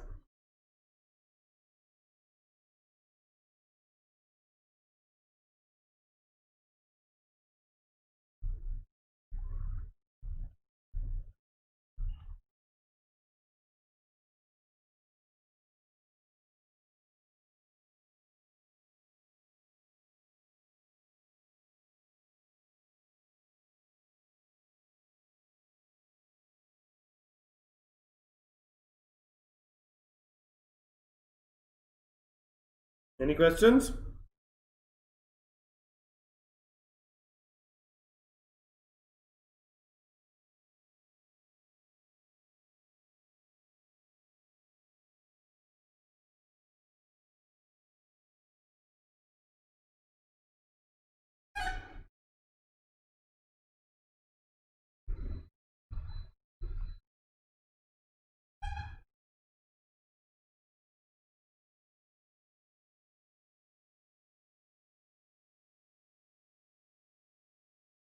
Any questions, please ask. Take about a minute more.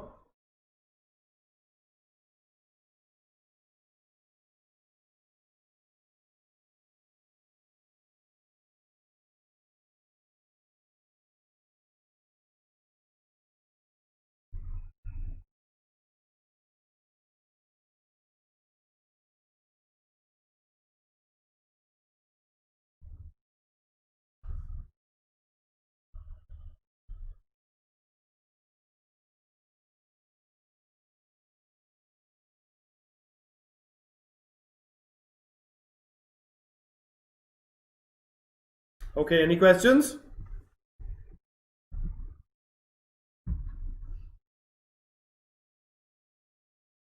Any questions?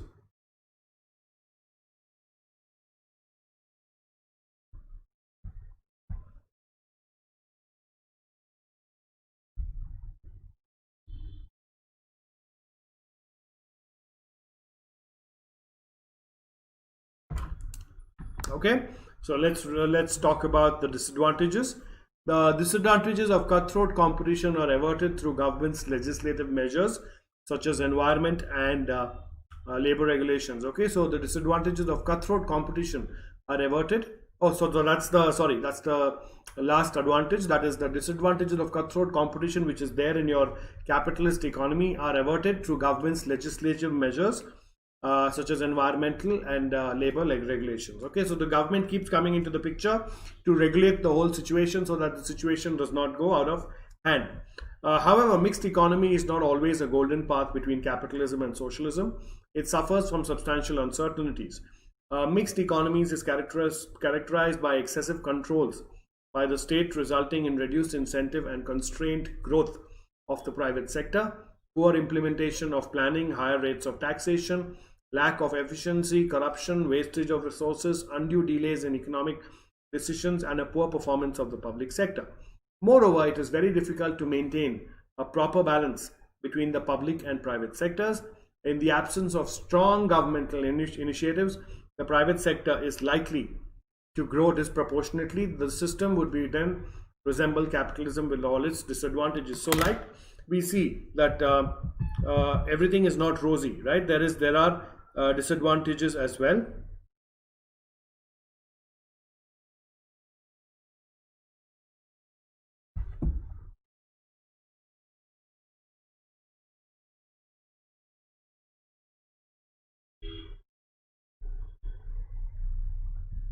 There are disadvantages as well. So please remember where there is private and the public sectors coming together, managing them could be difficult.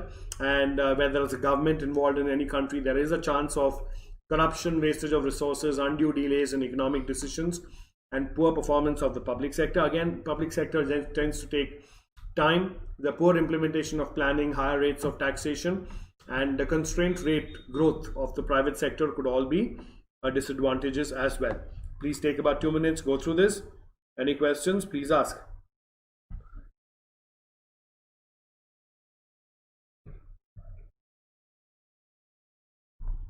Any questions, please ask. Please take about 2 or 3 minutes.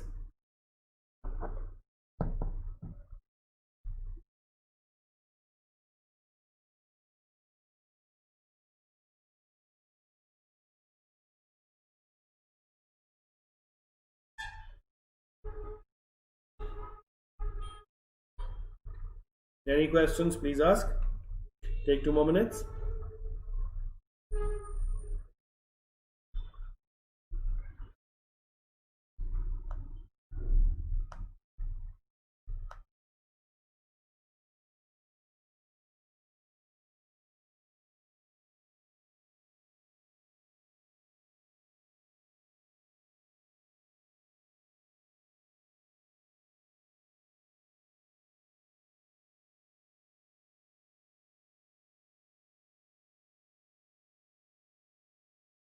Any questions, please ask.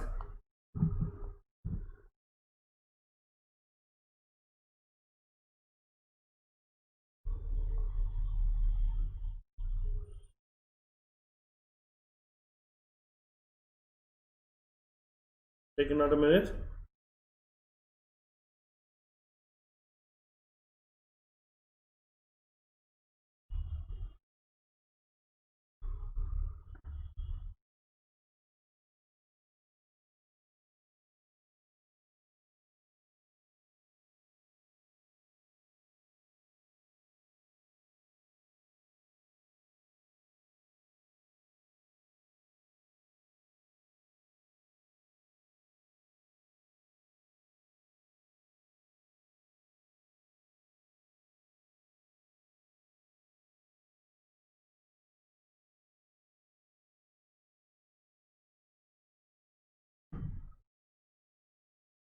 Any questions, please ask.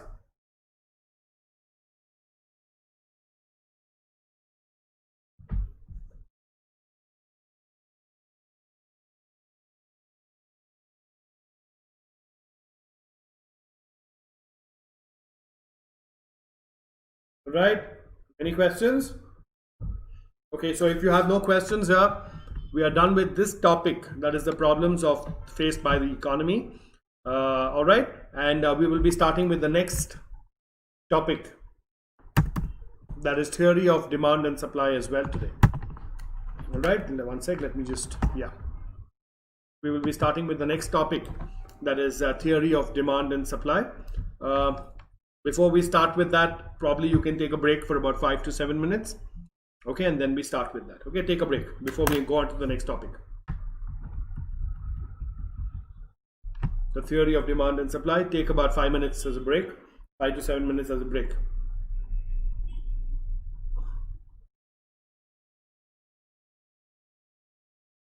Take a break. I'll take a break as well. I'll just give my throat some rest for 5 minutes and then we continue.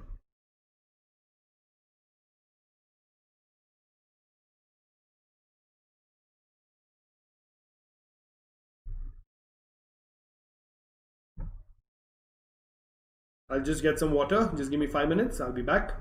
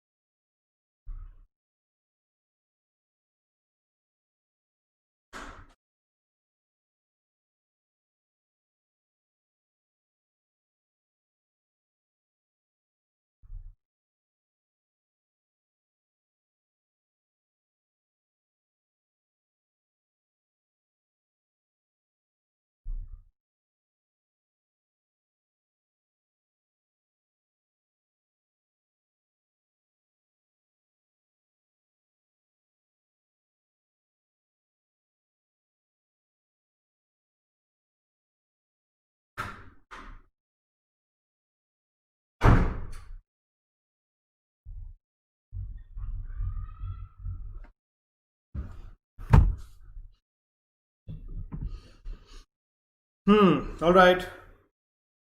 Yeah, 2 more minutes. Take your break and then we start off.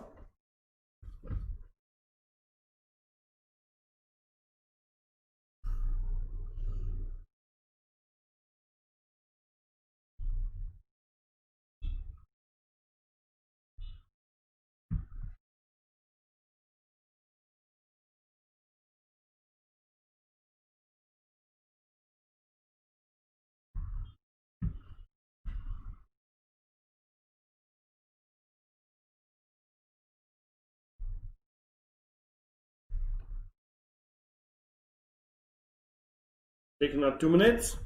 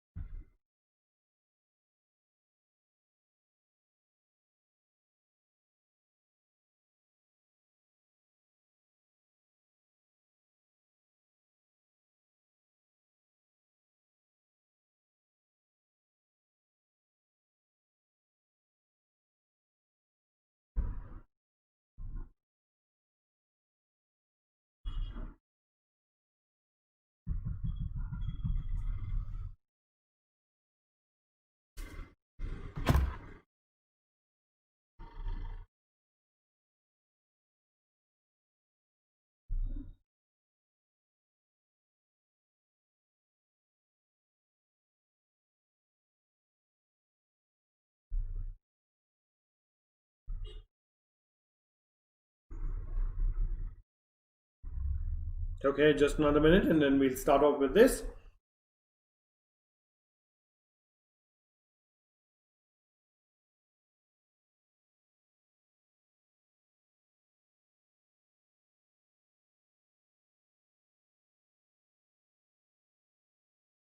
Okay, so I hope all of you are back from your break. Okay, let's continue with this session. Now, we are done with the introduction about the economy, then the problems faced by the economy, where we discussed the 3 types of economies: capitalist, socialist, and mixed economy. Capitalist economy was the one which was focused on private players. A socialist economy was the other extreme, which is focused on the government. And the mixed is which took the features of both the private as well as the public and gave the best solution. Okay.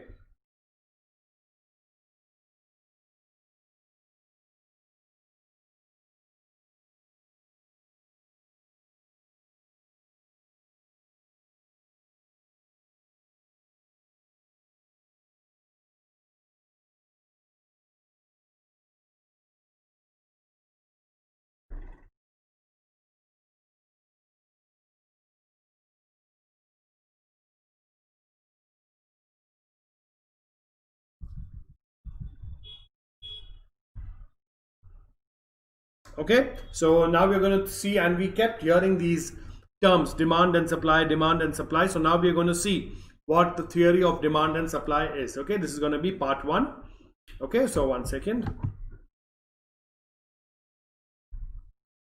Let's see what do you mean by the theory of demand and supply, part 1.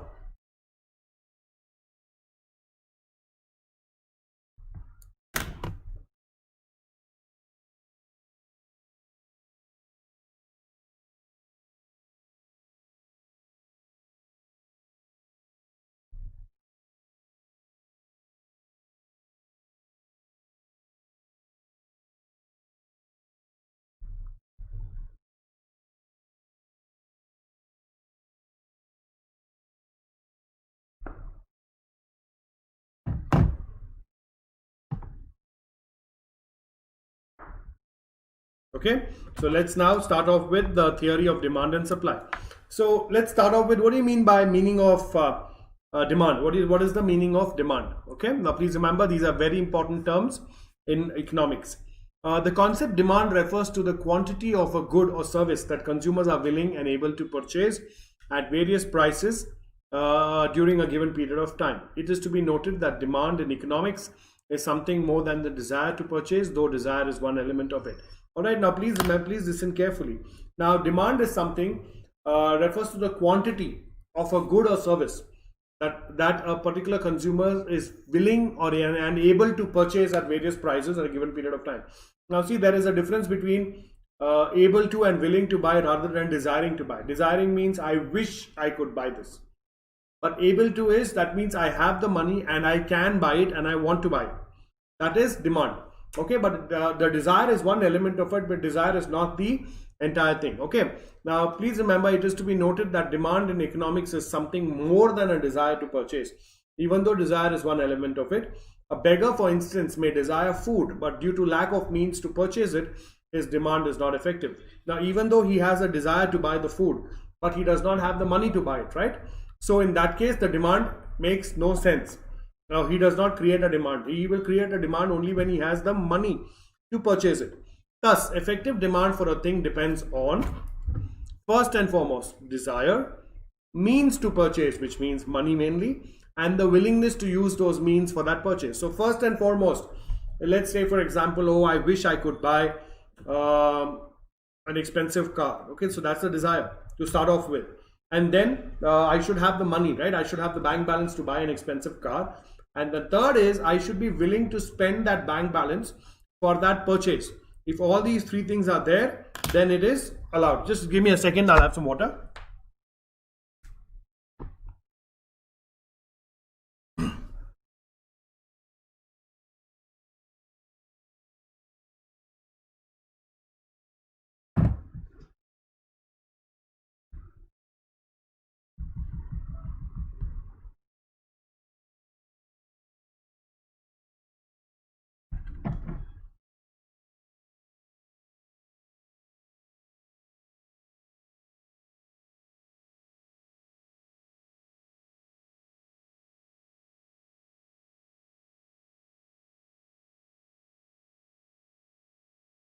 Okay.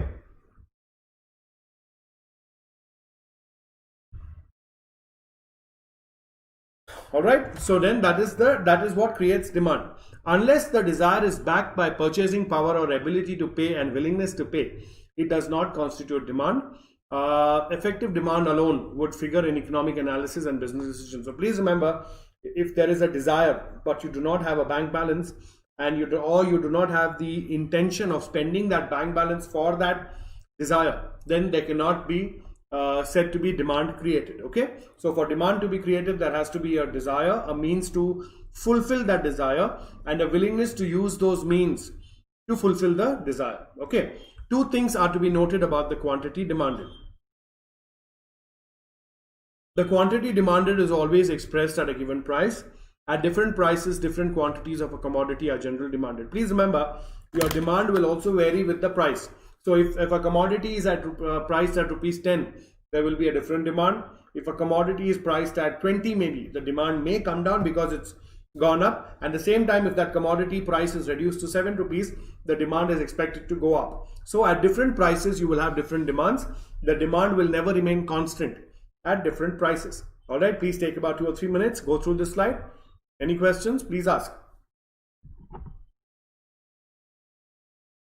Any questions? Please ask.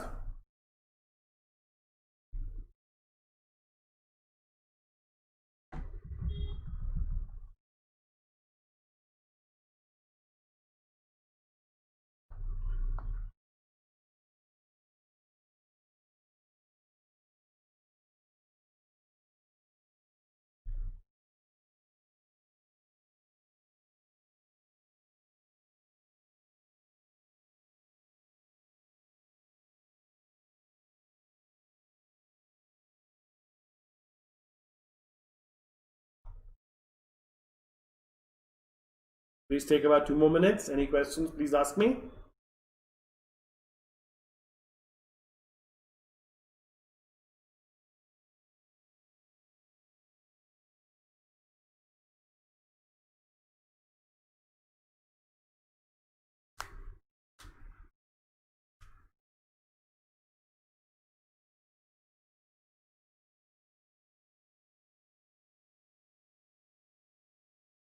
Any questions? Take a minute more. Any questions? Please ask.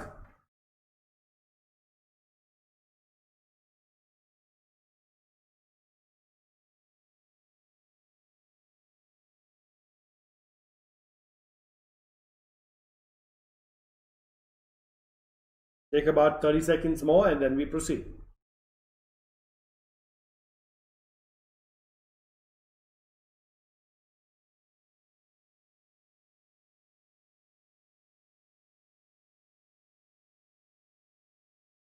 Any questions? Please ask.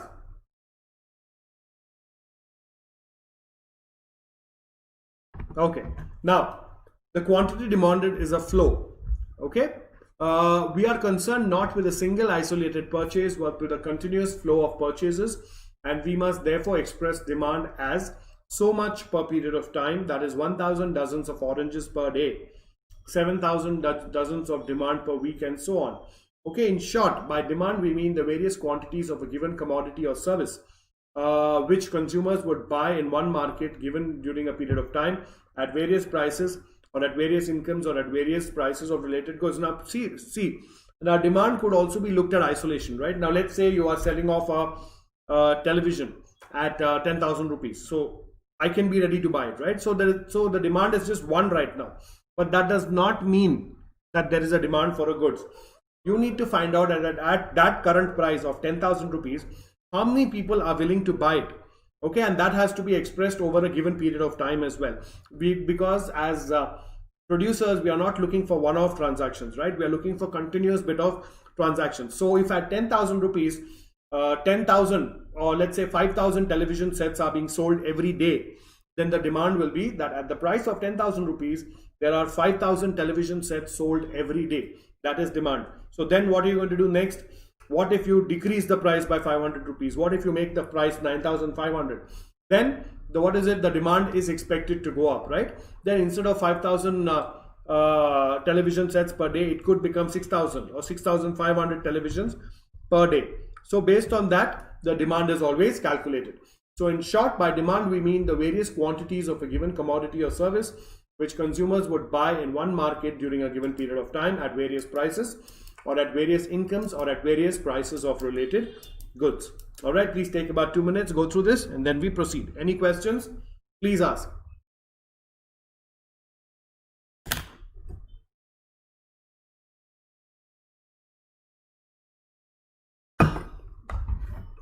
Any questions? Please ask.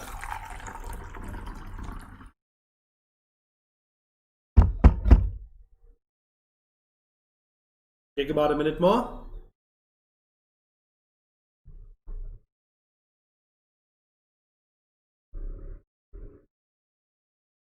Any questions? Please ask.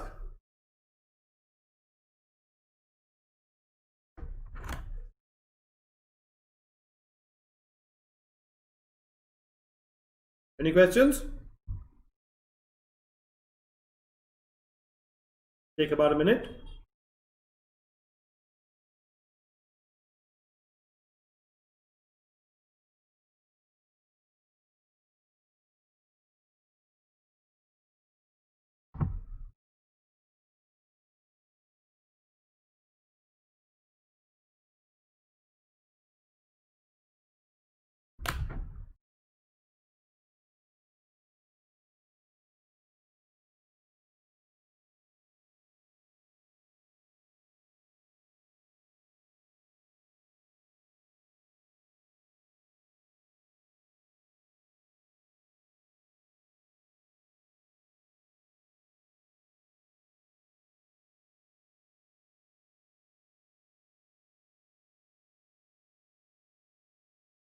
Any questions?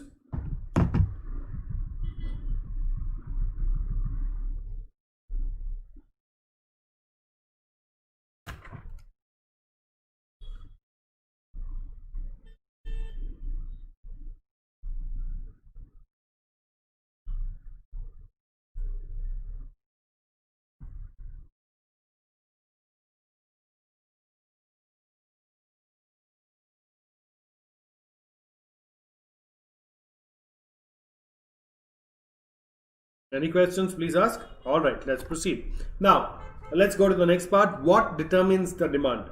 Okay, so now we know what is the demand. The demand is the quantity of goods at a particular price. It's known as demand over a period of time. That is known as demand. Now, what determines the demand? Knowledge of the determinants of demand for a product and nature of relationship between the demand and its determinants are essential for a business firm for estimating market demand of its products.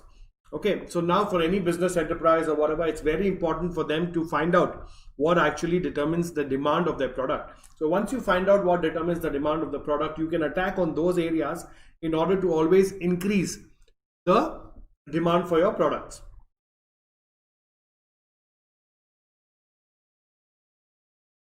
Okay, so there are a number of factors which influence demand of a commodity. All these factors are not equally important, but they are important. Moreover, some of these factors cannot be easily measured or quantified. The important factors that determine demand are given below. Okay, so now please remember, for each product or service there are a different set of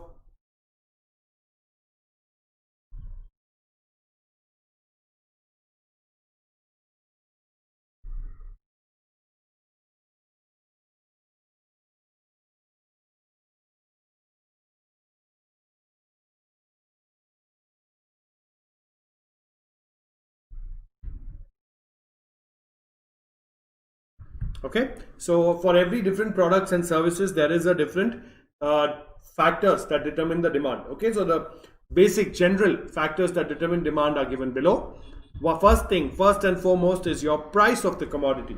So if a particular commodity is priced at say 10 rupees and the demand is say 10,000 units per day, so if you're going to change the price a little bit, your demand definitely will go up or down. In case you want to make more profits and you increase the price of the commodity from 10 rupees to 11 rupees, then in that case the demand ought to come down a little because you have increased the price. But whereas if you reduce the price from 10 rupees to 9 rupees, your demand naturally will go up. Okay, the next is then the price of related goods. Now, price of related goods means your competitors or the other goods, common goods in the market. If let's say you have priced one of your goods at 10 rupees and your competitor has also priced it at 10 rupees. All right, so then, and both of you are having a constant demand of say 10,000 units per day, and your competitor reduces his price to 9 rupees, then obviously his demand will go up and your demand will come down because people are going to shift from your product to his product. Okay, so that is what you mean by price of related commodities. Then, and it also means the other related commodities. Let's say a television, right? We were speaking about a television. Let's say a television, you're selling it for 10,000 or 5,000 rupees. And at 5,000 rupees cost, the demand is about 500 televisions per day. But with the television, there was a television stand, which you attach on a stand, right? And initially, that stand, you were selling it for maybe 100 rupees. Okay, and you were getting, because of the stand at 100 rupees and a television at 5,000 rupees, you were selling about 200 or 300 televisions per day. Now suddenly you increase the price of the stand from 100 to 150. So even though your television is the same features and everything, but because you have increased the cost of your stand, there is a chance that the demand for your particular television will go down, not because of anything else, but because you increase the cost of the stand of the television. Okay, then the third factor which determines demand is the income of consumers. Please remember, if the income of the consumers is good and it's only increasing every time, then the demand will also increase, because people like to spend money when they're earning the money, right? When they have a steady income, then they like to spend the money. But if the income of your consumer is going down or things are becoming expensive, then in that case the demand will also come down. Like in the case of Corona, where a lot of people lost their jobs and there were a lot of pay cuts and other things like that. In that time, the income of the consumers went down, and obviously so the demand for the products also came down. Then the next part is tastes and preferences of consumers. Please remember, the tastes on consumer preferences keeps changing over a period of time. What a consumer likes today, he may not like it after a month or after 2 weeks or 3 weeks. So as and when the tastes and preferences of consumer changes, the demand for a particular product will also change. Or demand cannot be expected to remain constant. Okay, then other factors, there are various other factors like geographical locations, government regulations and other things that also play an important part on consumer demand. Then there is consumer expectation as to what is the consumer expecting. Now please remember, if your product meets what the consumer expects, then the demand for your products will increase. But if you are unable to meet the consumer expectations in terms of product or after sale services, then the demand for your products will come down. Please take about 2 or 3 minutes, go through this slide, and then we proceed. Any questions, please ask.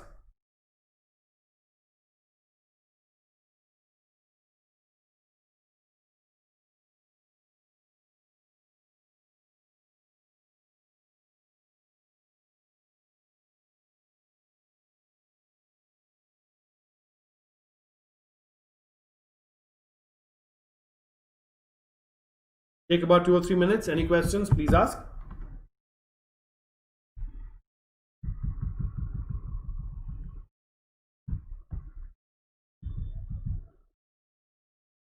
Take 2 or 3 minutes. Any questions, please ask.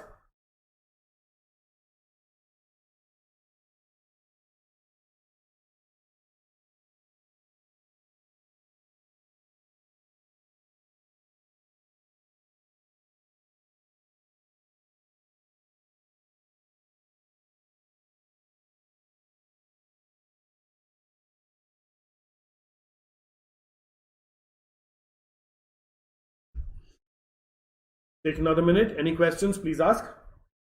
And then we proceed.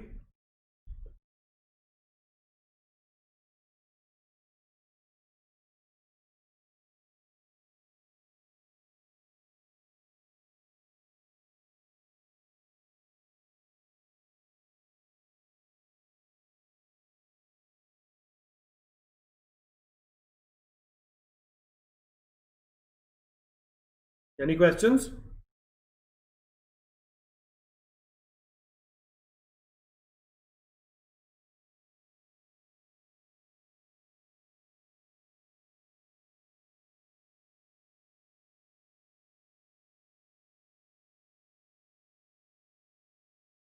Let me know once you're done.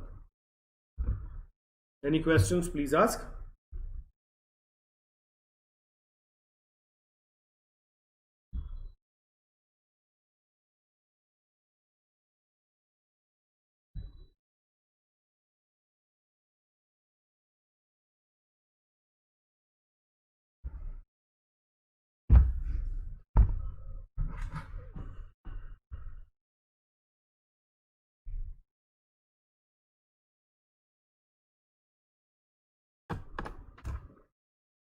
Any questions, please ask me.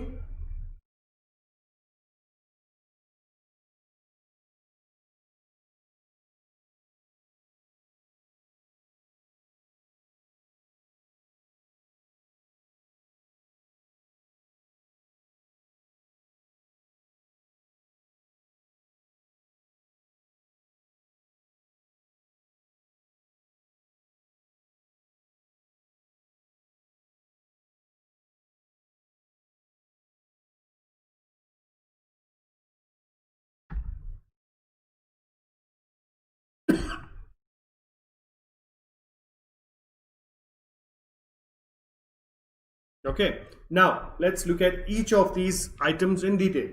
The first item that affects demand, price of a commodity, ceteris paribus, that is, other things being equal, the demand for a commodity is inversely related to its price. It implies that a rise in the price of a commodity brings about a fall in the quantity purchased, and vice versa. This happens because of income and substitution effects. Okay, now please remember, the price of a commodity and its demand are inversely proportionate, which simply means that if the price goes up, the demand comes down. If the price comes down, the demand goes up. Okay, so this is applicable in almost all products and services, that the price of the product is inversely proportionate to its demand.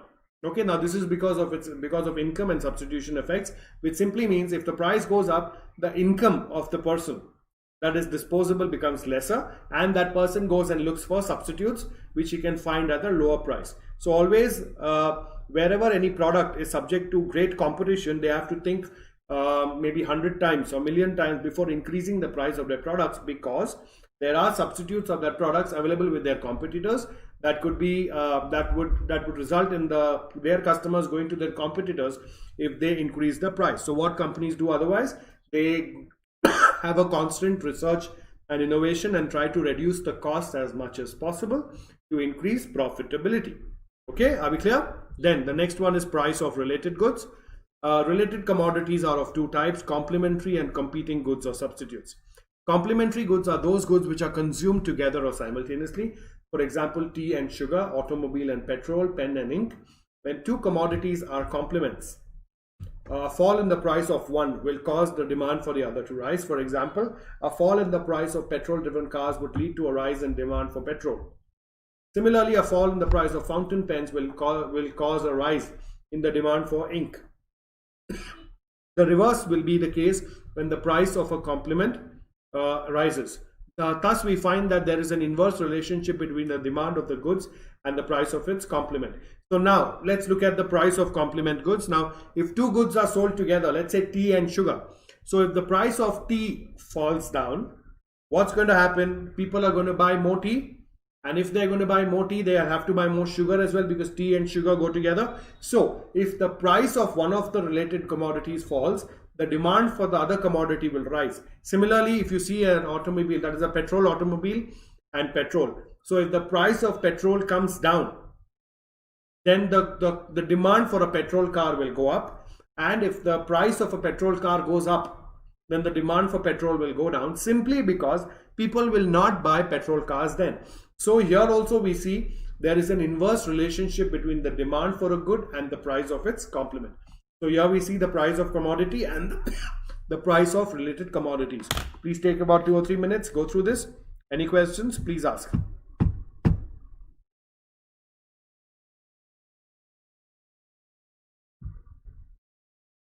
Any questions, please ask.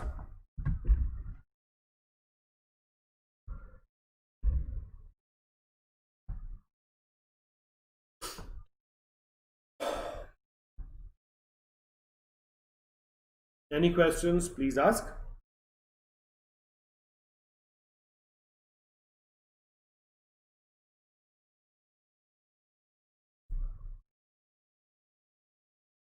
Take 2 more minutes.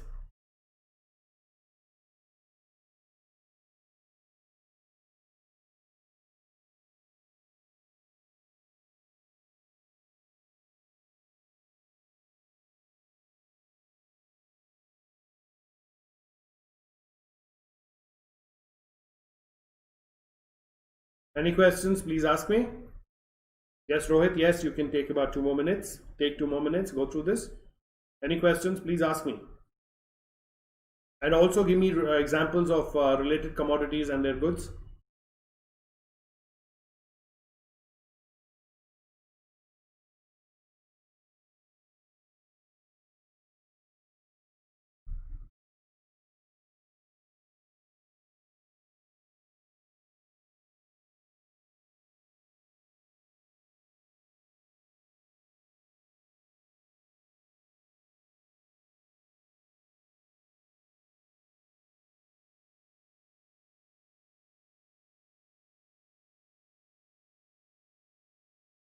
Okay, take about 2 more minutes. Any questions, please ask me.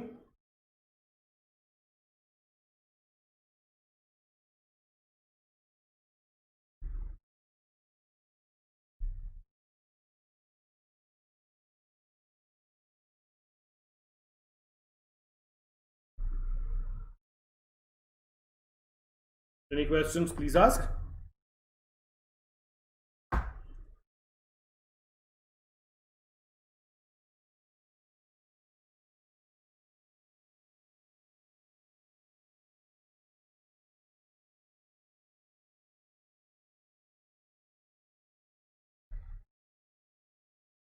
Any questions, please ask.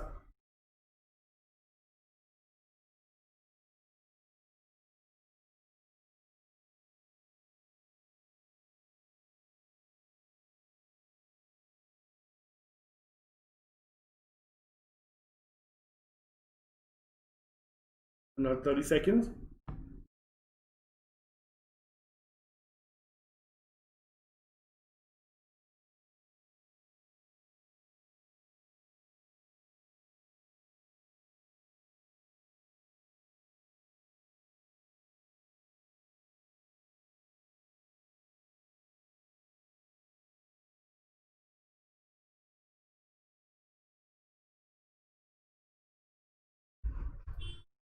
All right, are you done? Any questions? Anyone?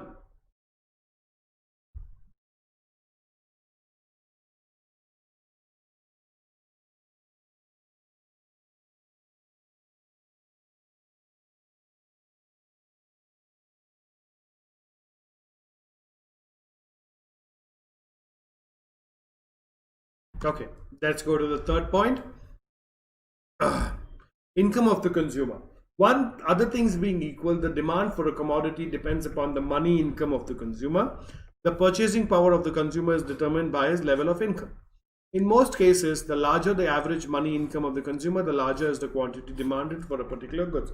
Like I told you, the more the particular income of a person, the more is his buying capacity. The more is his buying capacity, the more the demand for a particular goods. So like now I gave you the example of Corona. During Corona, the income capacity or the income of people fell down, so their purchasing capacity also came down.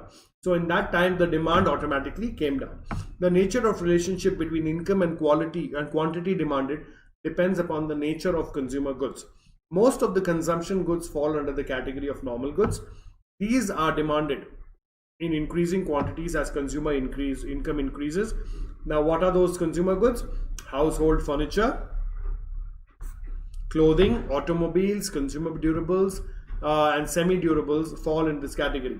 Essential consumer goods such as food grains, fuel, cooking oil, necessary clothing satisfy the basic necessities of life and are consumed by all individuals in the society.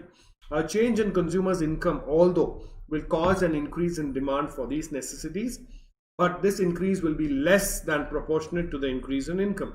This is because as people become richer, there is a relative decline in the importance of food and other non-durable goods in the overall consumption basket, and a rise in the importance of durable goods such as TV, car, house, etc. So please remember, whenever please remember, like we said, the more income a person has, the more buying capacity he has, and the more the demand goes up. So whatever are the consumer goods, so other things being equal, whenever the person's income goes up, the consumer goods demand also goes up. Consumer goods such as household furniture, clothing, automobiles, consumer durables, and semi-durables fall in this category. At the same time, we have another category of goods, that is your essentials. Those essentials are required for your survival, and whether you have a proper income or not, those items have to be there in your house, otherwise your house will not run. So when your income increases, those items, necessities also increase, but not in proportion to your income. All right, it will be marginal, because it is known that as the income of a person goes up, the importance of the necessities in life goes down, and the luxury items gain importance in a person's life. Okay, please take about 2 or 3 minutes, go through this slide, and then we proceed. Any questions, please ask.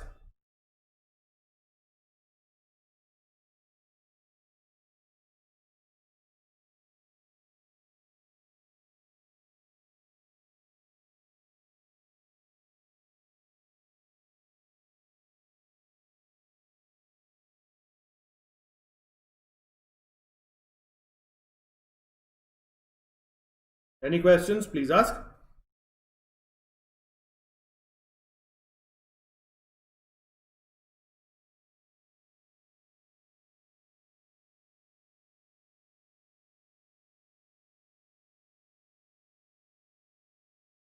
Take 2 minutes. Any questions, please ask me.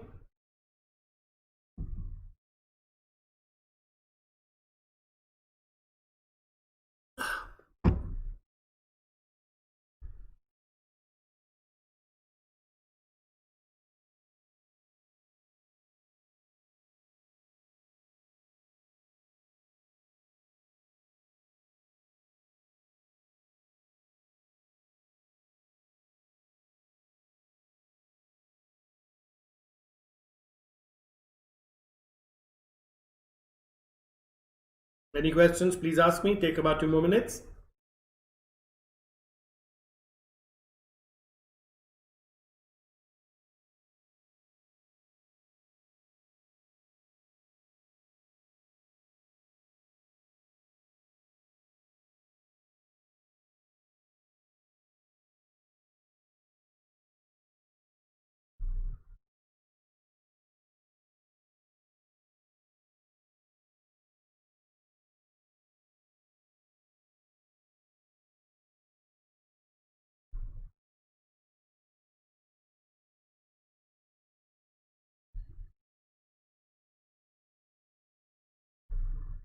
Any questions, please ask.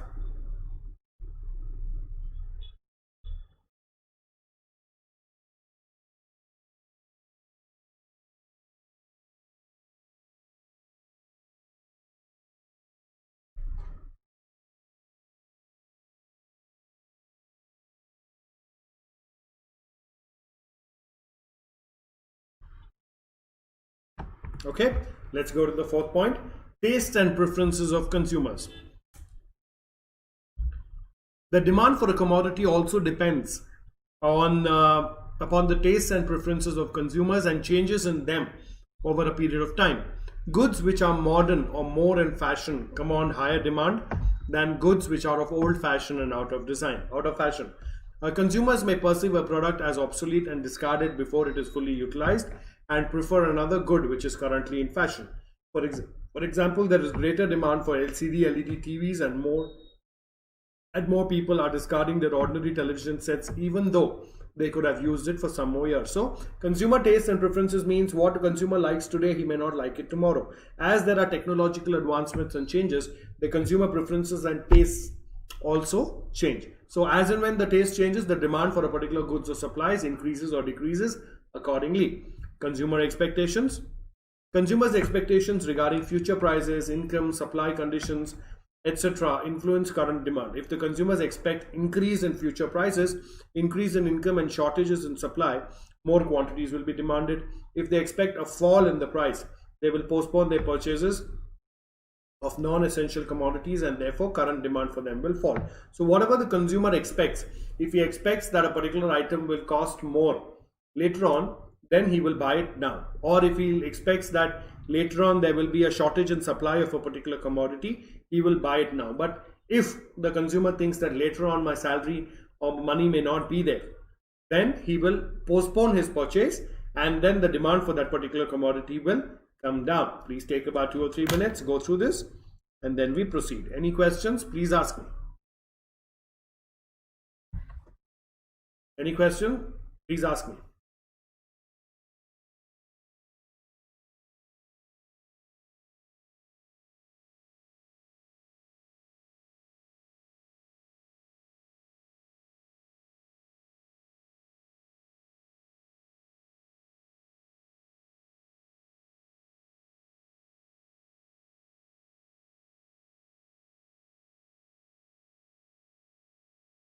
Any questions? Please ask.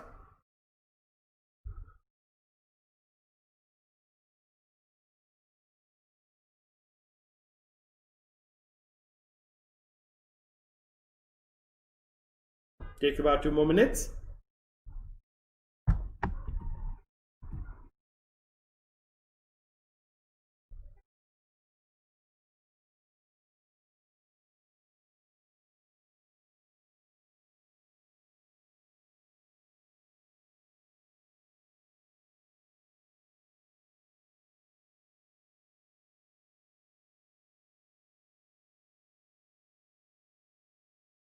Any questions? Please ask.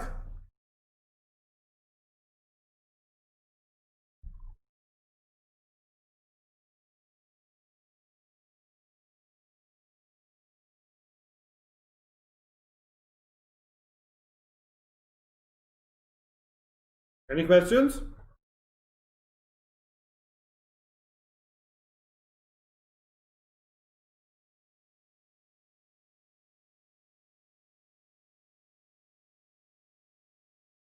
All right, let me know once you're done.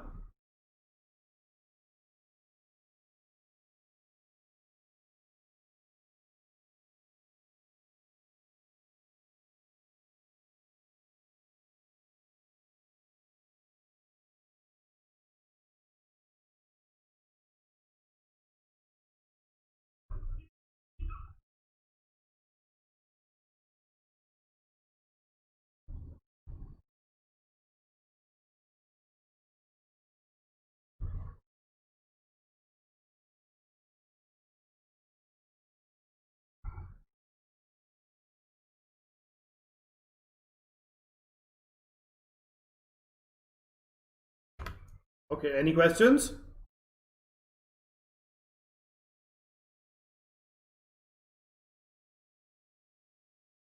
Let's wait for 10 more seconds and then we proceed.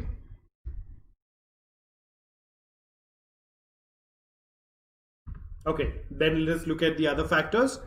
Apart from the above factors, the demand for a commodity depends upon the following factors. Firstly, size of population. Generally, the larger the size of population of a country or region, greater is the demand for commodities in general.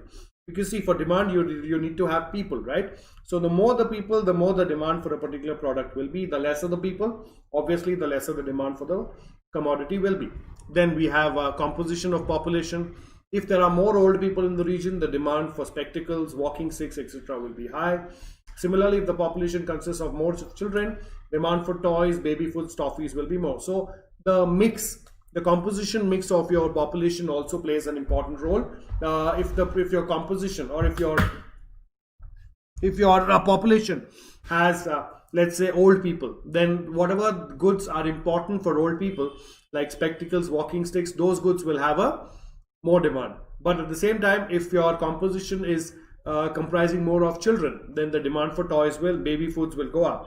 Similarly, if your composition, or if your population is of teenagers, then clothes, shoes, mobile phones, those will be the demand. So the composition of your population also plays an important level. Then the level of national income and its distribution. The level of national income is a crucial determinant of market demand. Higher the national income, higher will be the demand for all the normal goods and services. The wealth of a country may be unevenly distributed, so that there are few very rich people, while the majority are very poor. And under such circumstances, the propensity to consume of the country will be relatively less, because the propensity to consume of the rich people is less than that of the poor people.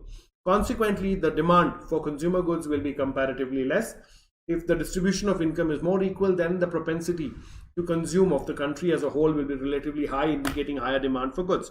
Now, this long point simply means if the income of a country is evenly distributed among all its population, then the demand for consumer goods will be relatively high. But if there is a disparity in distribution of income in the people of a country, like there are few rich people and then more poor people, then in that case the demand for the consumer goods will be lesser and lesser. Okay, so the distribution of income among the people of a country also plays an important part. Okay, please take about 2 or 3 minutes, go through this, and then we proceed. Any questions, please ask.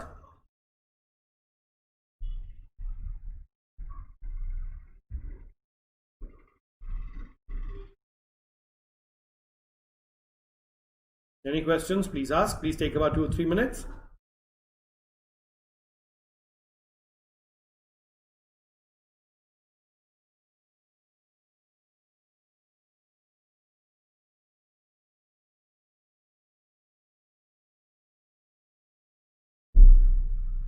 Take about 2 or 3 minutes. Any questions, please ask.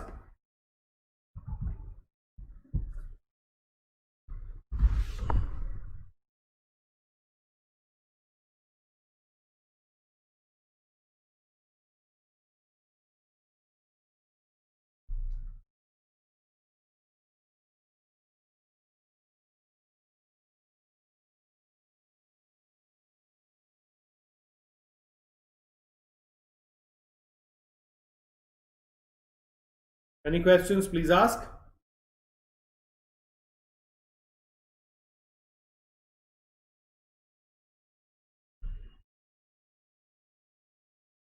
Any questions, please ask.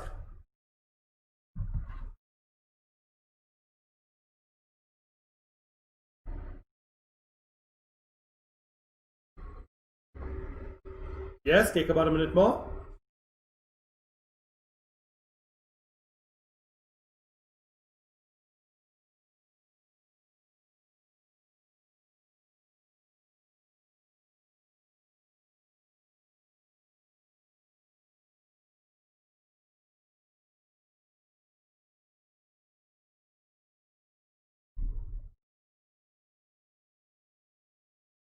Any questions?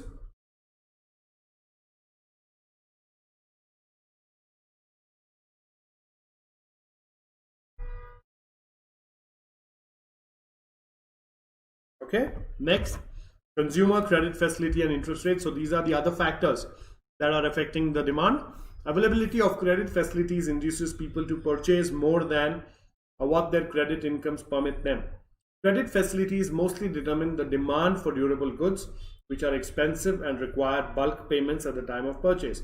Low rate of interest encourages people to borrow, and therefore demand will be more. So there are two things here: consumer credit facility and interest rates. The more consumer credit that is available to a person to make use of, the more the demand for a particular commodity will increase, because obviously he's getting credit. Credit means it's not your money, you have to repay it, you're borrowing money. So even borrowing money has an important role to play in terms of demand. And then if the loan at the amount which he is borrowing is available at a very low cost of interest, then the demand for that particular item will increase even more, because if it is low, he will borrow it and repay it, and then he will not bother about the interest. But if the interest rates are high, then he will think 10 times before buying something, and before borrowing something and money and buying something. Hi Idris, how are you? Nice to see you. Welcome to the session. Okay. Apart from our factors such as government policy in respect of taxes and subsidies, business conditions, wealth, socio-economic class, group, level of education, marital status, weather conditions, salesmanship and advertisements, habits, customs and conventions may also play an important role in influencing decisions. So this is the residual features or aspects that determine demand. Okay, please take 2 minutes, go through this. Any questions, please ask me.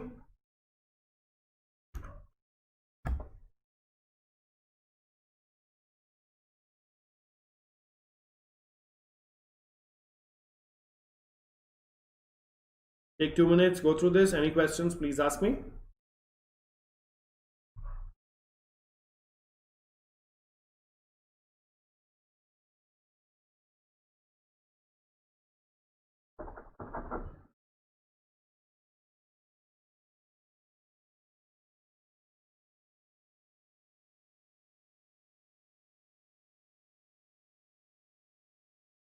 Any questions? Take 2 more minutes, go through this.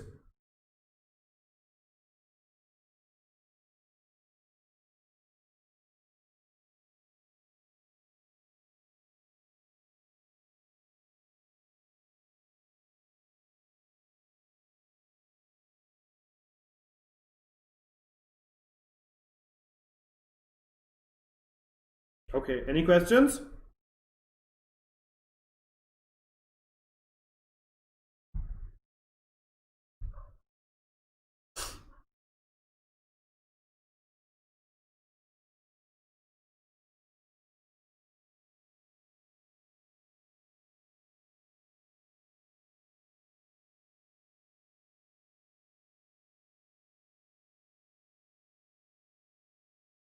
Any questions, please ask.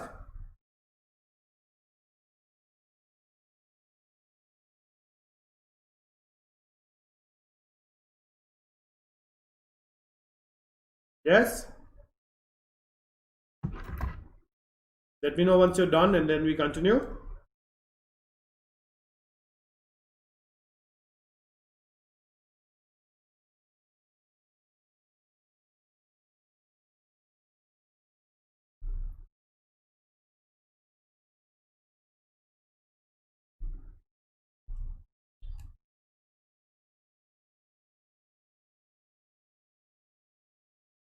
Any questions, please ask me.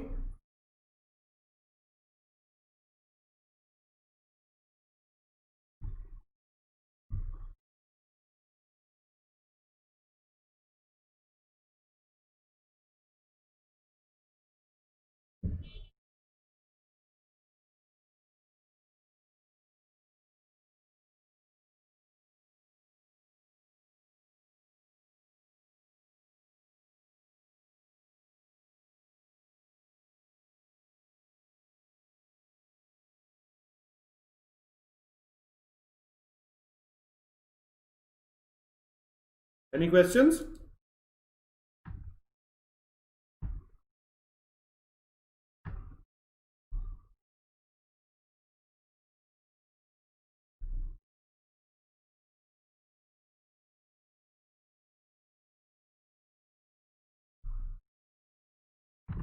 Okay, now let's look at the demand function. Now this is the formula for demand. As we know, a function is a symbolic statement of a relationship between the dependent and the independent variables. Okay, the demand function states the relationship between the demand for a product, the dependent variable. So here the demand is dependent on a lot of independent variables. Okay, and its determinants, that is the independent or explanatory variables. Demand may be expressed as follows. So demand is the dependent variable and remaining are the independent variables. So demand for a commodity X is equal to function of Px, where Px is the price of the commodity, M is the money income of the consumer, Py is the price of its substitutes, Pc is the price of its complementary goods, T is the consumer tastes and preferences, and A is the advertisement income. All right, so now you see that D, demand for a particular product X, that's the dependent factor. Now that demand for a particular item is dependent on the price of the commodity, the money income of the consumer, the price of its substitutes, the price of the complementary goods, the consumer taste preferences, and the advertisement expenditure. So the demand of a particular item depends on all of them. All right, please take about 2 minutes, go through this. If you want, you can take it down. Any questions, please ask me.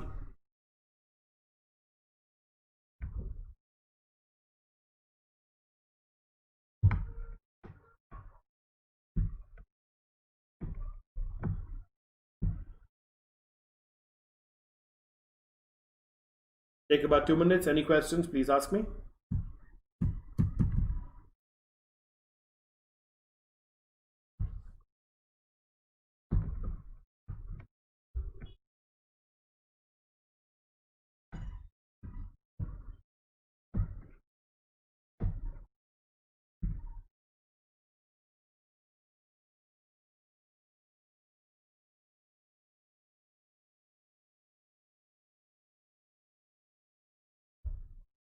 Any questions, please ask. Take about a minute more.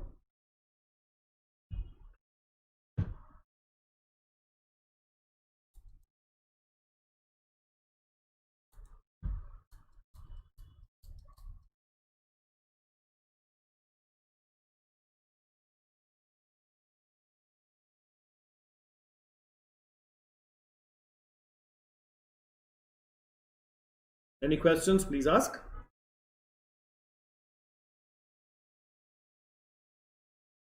Okay, so that's the demand. Now let's look at the law of demand. We saw the formula for demand, right? Now most of us have an implicit understanding of the law of demand. The law of demand is one of the most important laws of the economic theory, all right? Now the law states that the nature of relationship between the quantity demanded of a product and its price. Okay, so that's how the demand is. Now demand is always spoken in relation to the quantity of a product demanded at a particular price. According to the law of demand, other things being equal, if the price of a commodity falls, the quantity demanded of it will rise, and if the price of a commodity rises, the quantity demanded will decline. So there is always an inverse relationship between the price and demand of a product. Thus, there is an inverse relationship between the price and quantity demanded, ceteris paribus. The other things which are assumed to be equal or constant are the prices of related commodities, income of consumers, tastes and preferences of consumers, and such other factors which influence demand. So in the previous slides, whatever factors we saw which determine demand, other than the price of the goods, all the others are assumed to be equal. And then in that case, if the other things are assumed to be equal, then there is an inverse relationship between the price of a product and the demand. All right. If these factors which determine demand also undergo a change, then the inverse price demand relationship may not hold good.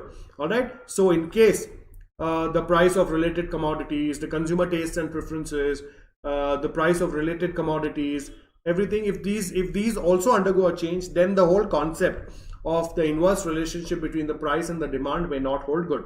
For example, if income of consumer increases, then an increase in the price of a commodity may not result in the decrease in the quantity demanded of it. Thus, a constancy of these factors is an important assumption of the law of demand. So, if the income of a particular person also goes up, and then the price of a particular commodity also goes up, then the whole thing about the inverse relationship between the price and demand of a commodity will not hold good, because as his income has gone up, the demand for that product will also go up. He'll have more money to spend, right? And if his income has gone up, he has more purchasing power. Definition of the law of demand. Professor Alfred Marshall defined the law thus: the greater the amount to be sold, the smaller must be the price at which it is offered, in order that it may find purchasers. Or in other words, the amount demanded increases with a fall in price and diminishes with the rise in price. So what Mr. Alfred Marshall is just saying, that the price of the goods and demand for a good is inversely proportional. As the price goes up, the demand comes down. As the price goes down, the demand goes up, provided the other things are being equal. Please take about 2 or 3 minutes, go through this slide, and then we proceed. Any questions, please ask.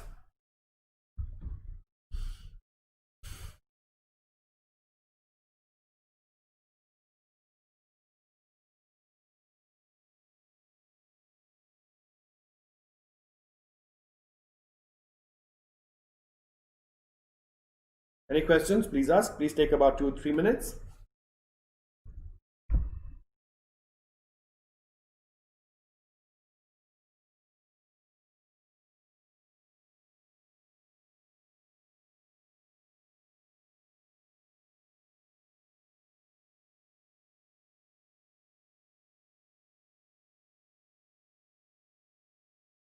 Please take another 2 more minutes.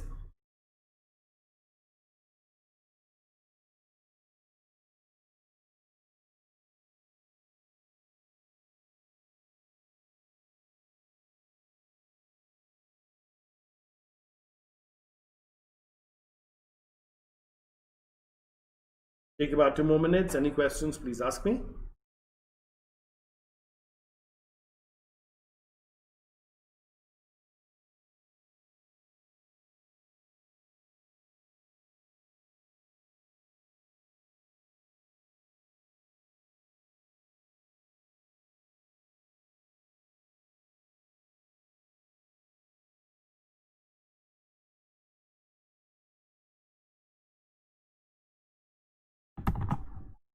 Any questions, please ask.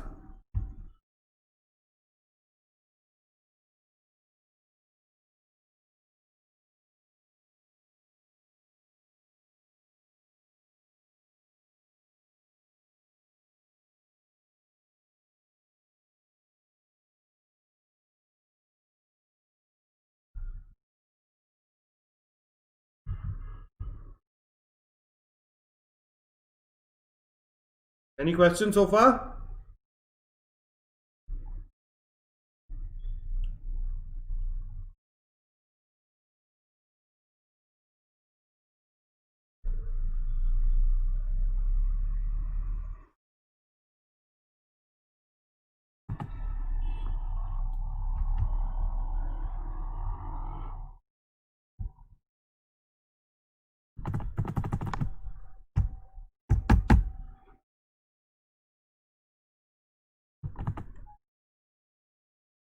Just give me a second.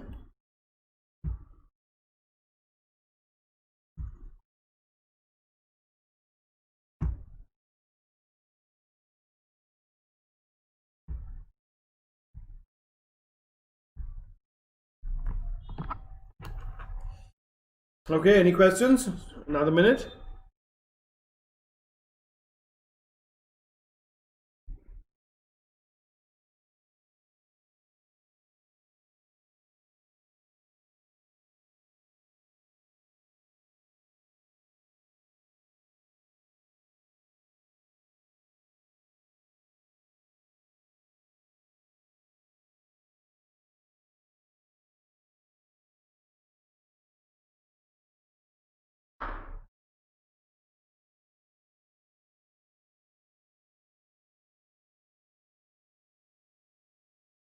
Any questions, please ask.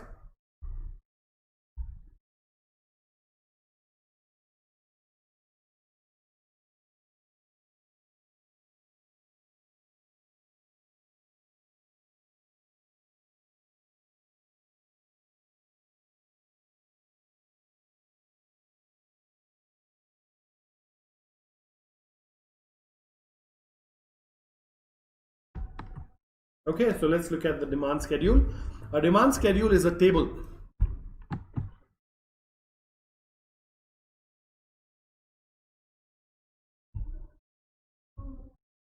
A demand schedule is a table which presents the different prices of goods and the corresponding quantity demanded per unit of time.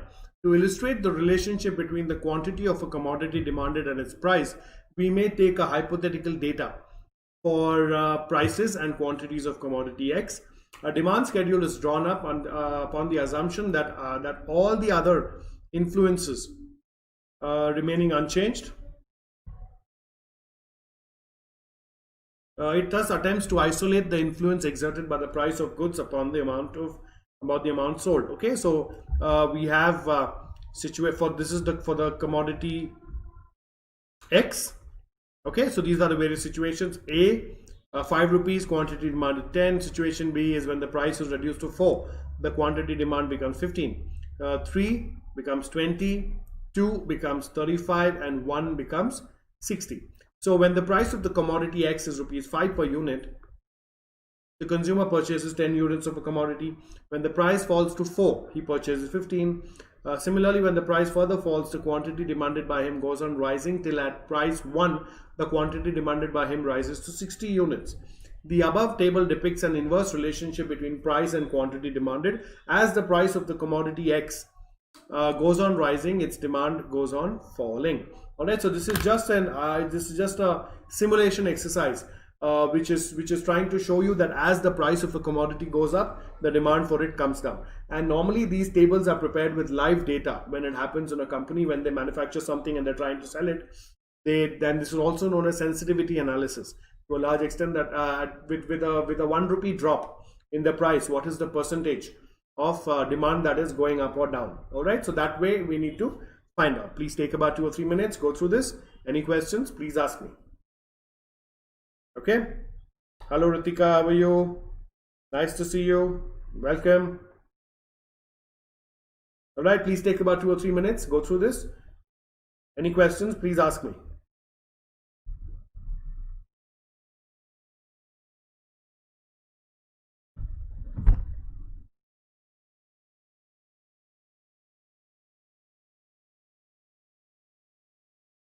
Any questions, please ask. Take about 2 or 3 minutes, go through this.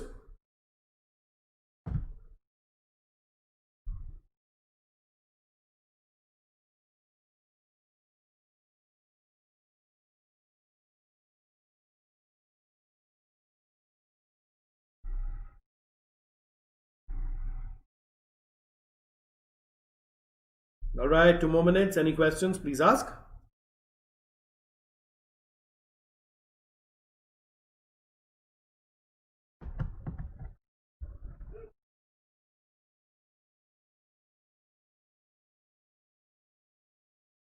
Any questions?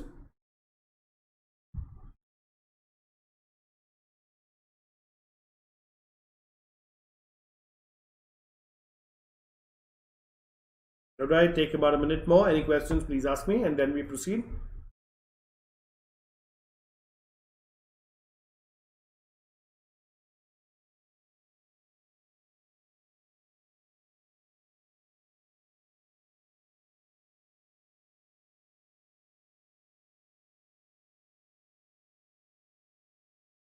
Any questions?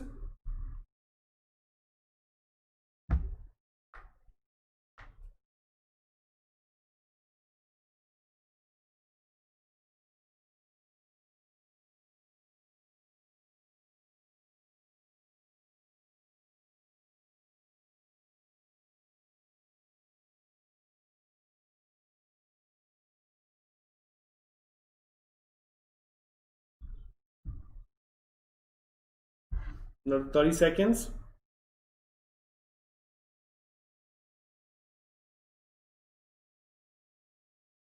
I'm giving you enough time so that you can understand and read whatever is there, and then you can ask me any questions that you may have.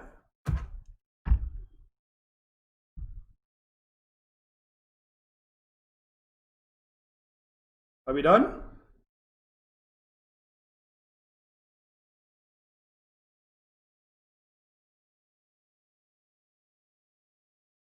Okay, now we look at the demand curve.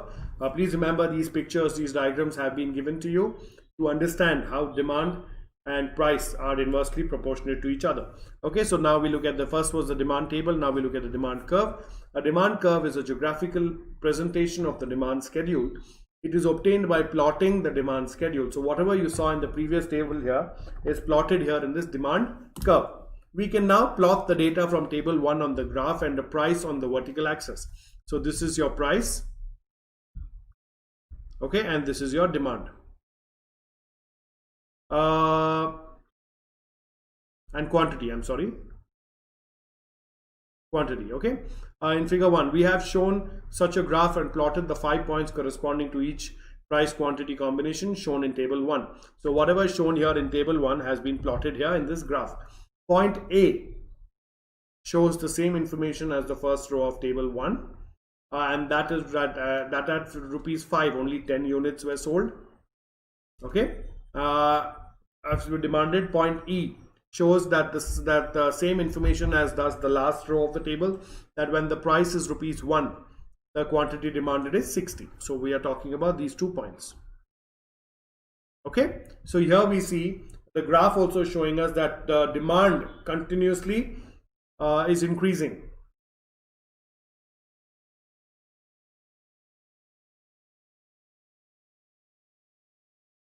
No, I think there's something wrong with this graph.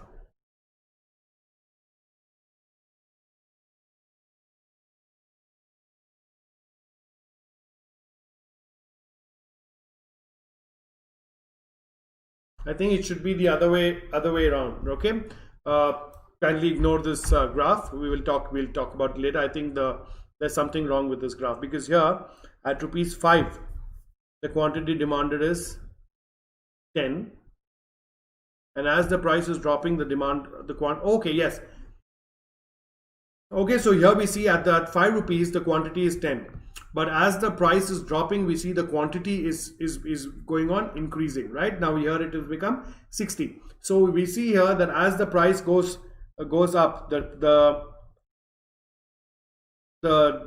the price goes up, the demand goes down, and as the price comes down, the demand goes up. All right, okay, now we draw a smooth curve across these points. The curve is called the demand curve for commodity X. It has a negative slope. The curve shows the quantity of X that a consumer would like to buy at each price. It is a downward slope. Okay, downward slope indicates that the quantity of X demanded increases as the price falls. Okay, briefly put, more of a good will be purchased. More of a goods will be purchased at lower prices. Thus, the downward sloping demand curve is in accordance with the law of demand, which as stated above describes an inverse price relationship. Okay, so here we see at higher prices lower quantity is bought, and at lower prices higher quantity is demanded. So we see the demand curve, which is actually a lowering curve. All right, please take about 2 minutes, go through this curve, and then we proceed. Any questions, please ask.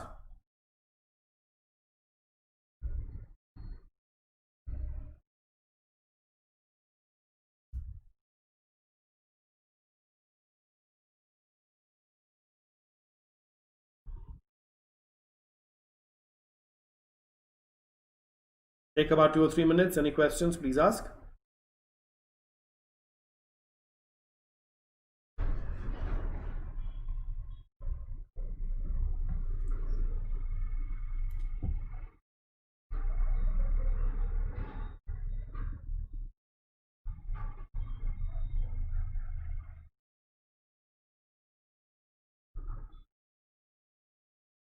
Any questions? Take about a minute more. Go through this as well. Okay, then we look at the market demand schedule.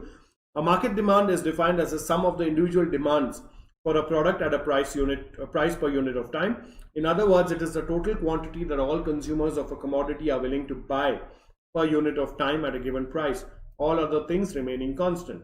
When we add up the various quantities demanded by different consumers in the market, we can obtain the market demand schedule. How the summation is done is illustrated in table 2. Suppose there are only 3 individual buyers of a product in the market, namely P, Q and R. The table 2 shows their individual demands. at various prices. Okay, so with the table we will see in the next slide. Please take about 2 minutes, go through this, and then we proceed.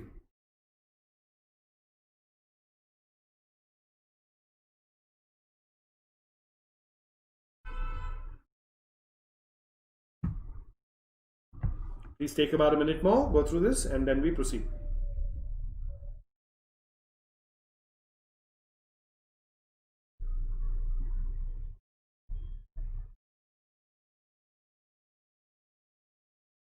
Any questions, please ask.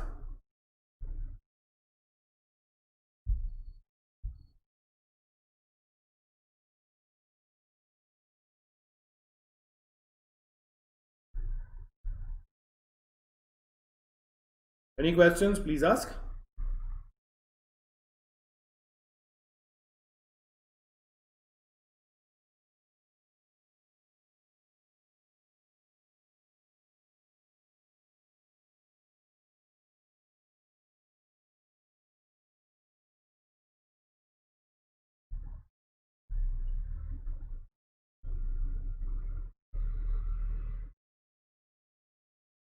Are we done? Okay, so this is your table 2, market demand schedule. Now these are your customers, P, Q, and R, and these are your prices. So at 5 rupees, the demand for P, from P, the quantity purchased by P is 10, 8, and 12. At 4 rupees, the total market demand goes to 45. At 3 rupees, it goes to 60. At 2 rupees, it goes to 100, and at 1 rupee, it goes to 140. And also you see the purchasing quantity is going up for all the 3 customers. When we add the quantities demanded at each price by consumers P, Q, and R, we get the total market demand. Thus, when price is at 5 per unit, the market demand for commodity X is 30, that is 10 plus 8 plus 12. When the price falls to rupees 4, the market demand is 45. At rupees 1, 140 units are demanded in the market. Okay, so the market demand schedule also indicates the inverse relationship between price and quantity demanded of X. So as the price is coming down, the demand is going up. So when price goes up, the demand comes down, and when price comes down, the demand goes up. Okay, please take about 2 or 3 minutes, go through this, and then we proceed. Any questions, please ask me.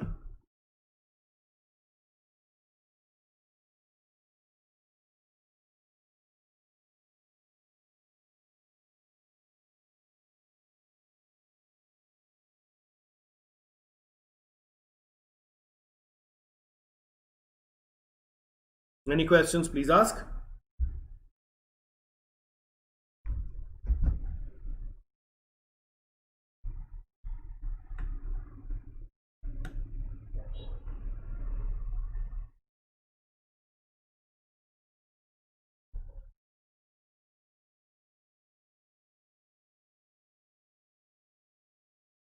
Take about 2 more minutes. Any questions, please ask.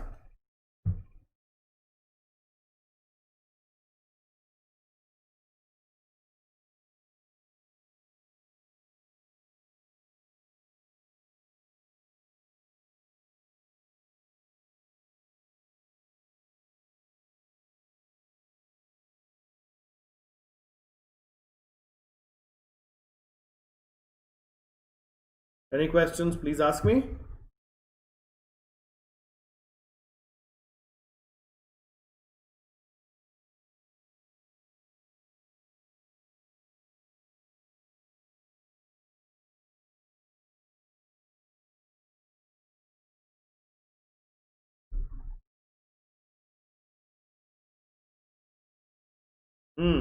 Another minute and then we proceed. Any questions, please ask.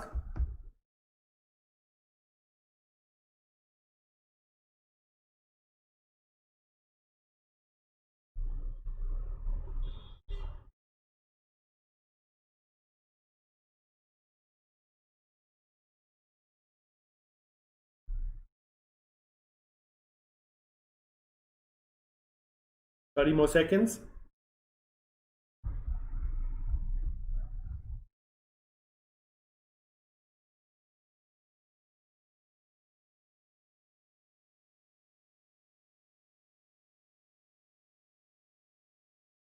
Okay, let's proceed.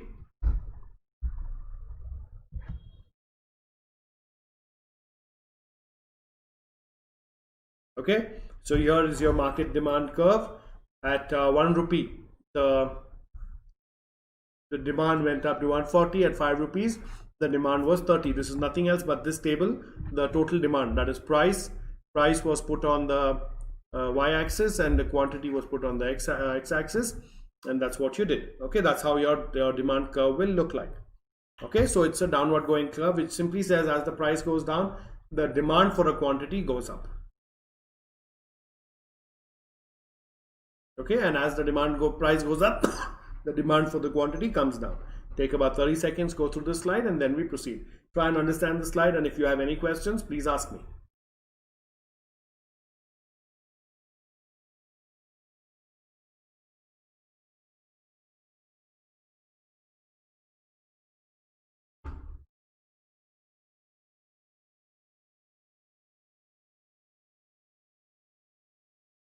Okay, now the market demand curve. If we plot the market demand schedule on the graph, we get the demand curve. Figure 2 shows the market demand curve for commodity X. The market demand curve, like the individual demand curve, slopes downwards to the right because it is nothing but the lateral summation of the individual demand curves. Besides, as the price of good falls, it is very likely that the new buyers will enter the market, which will further raise the quantity of the demand goods. So this, which simply means this one, as the price is coming down, the demand for the product is going up. Okay, so that's what it means. The rationale of the demand of law of demand. Normally the demand curve slopes downwards. This means people buy more at lower prices. We shall now try to understand, why do demand curves slope downwards? That is, why is it sloping down? That's what we are trying to find out. And normally the demand curve slope downwards itself. Okay, so the reasons why the demand curve slopes downwards are, these are given below. The first reason, the law of diminishing marginal utility. Okay, what do you mean by law of diminishing marginal utility?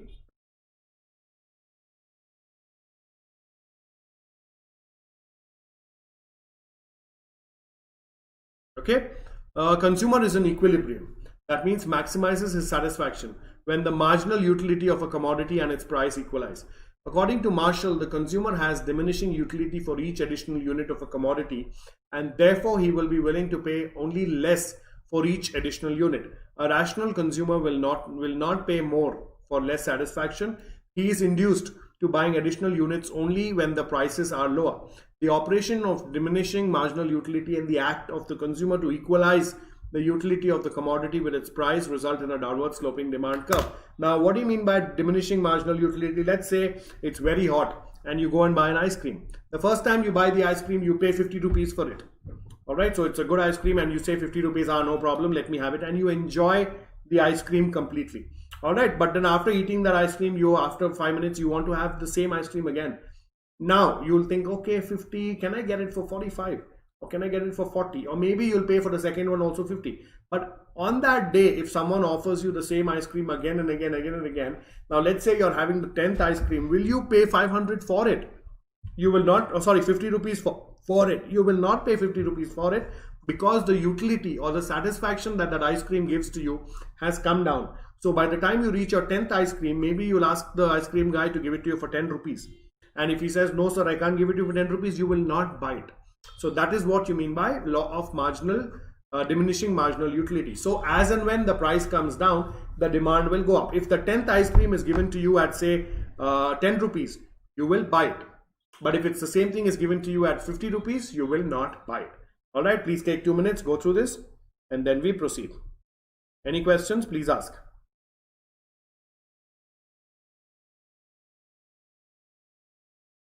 Any questions, please ask.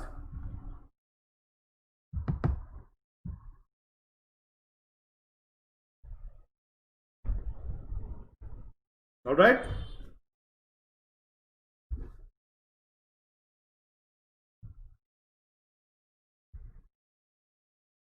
Take 2 minutes. Any questions, please ask. I hope you're clear with a law of diminishing utility.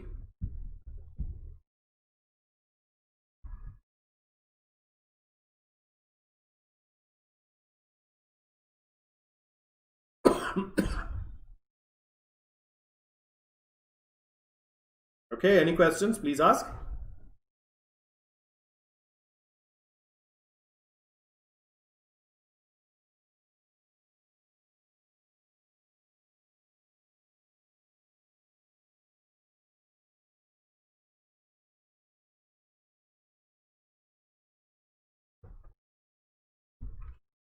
Take another minute. Any questions, please ask.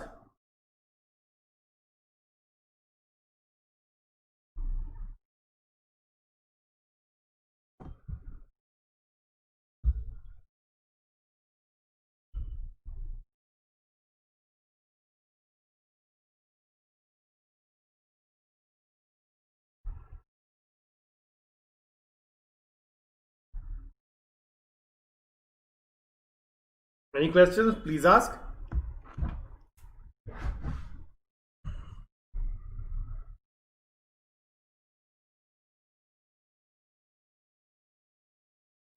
Okay, now the next thing, what makes the graph go down?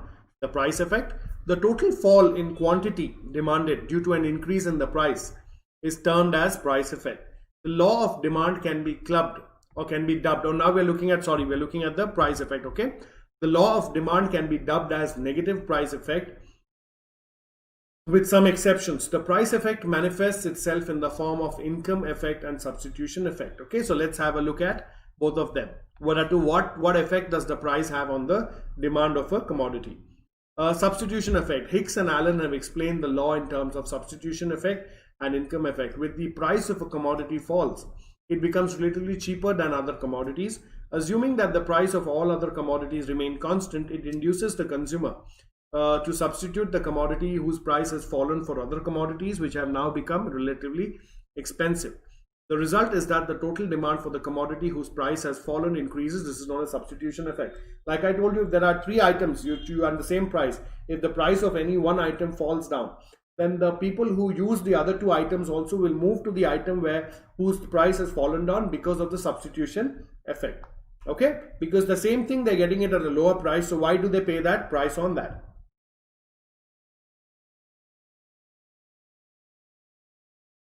Okay, then we have the income effect. What do you mean by the income effect? When the price of a commodity falls, the consumer can buy the same quantity of the commodity with lesser money, or he can buy more of the same commodity with the same amount of money. In other words, as a result of fall in the price of a commodity, consumers' real income or purchasing power increases. This increase in the real income induces him to buy more of that commodity. Thus, the demand for that commodity whose price has fallen increases, and this is known as income effect. So, the substitution effect is when you move from one product to the other, but the income effect is when your income increases or your purchasing power increases, then you automatically buy more of a particular item. Please take about 2 or 3 minutes, go through this slide, and then we proceed. Any questions? Please ask. Take about 2 to 3 minutes. This is an important topic.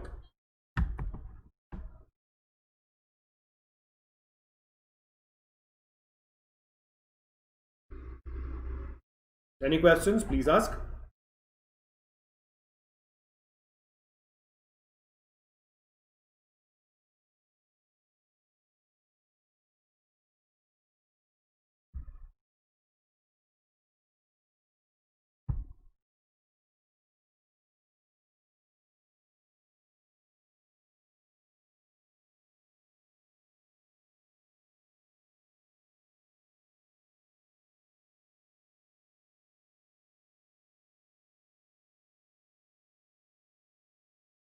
Okay, take about 2 more minutes. Any questions? Please ask.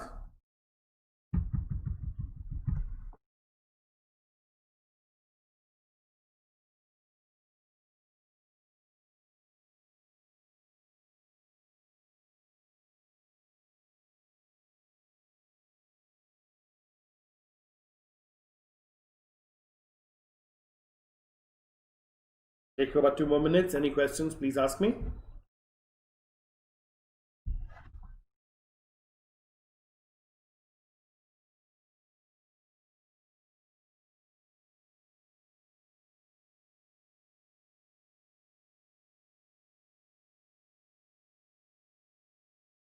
Take 2 more minutes, please. Read it carefully.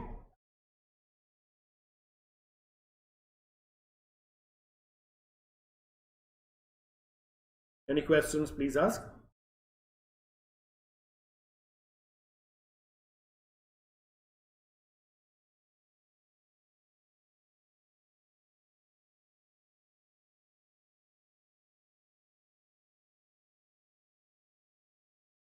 Take another minute.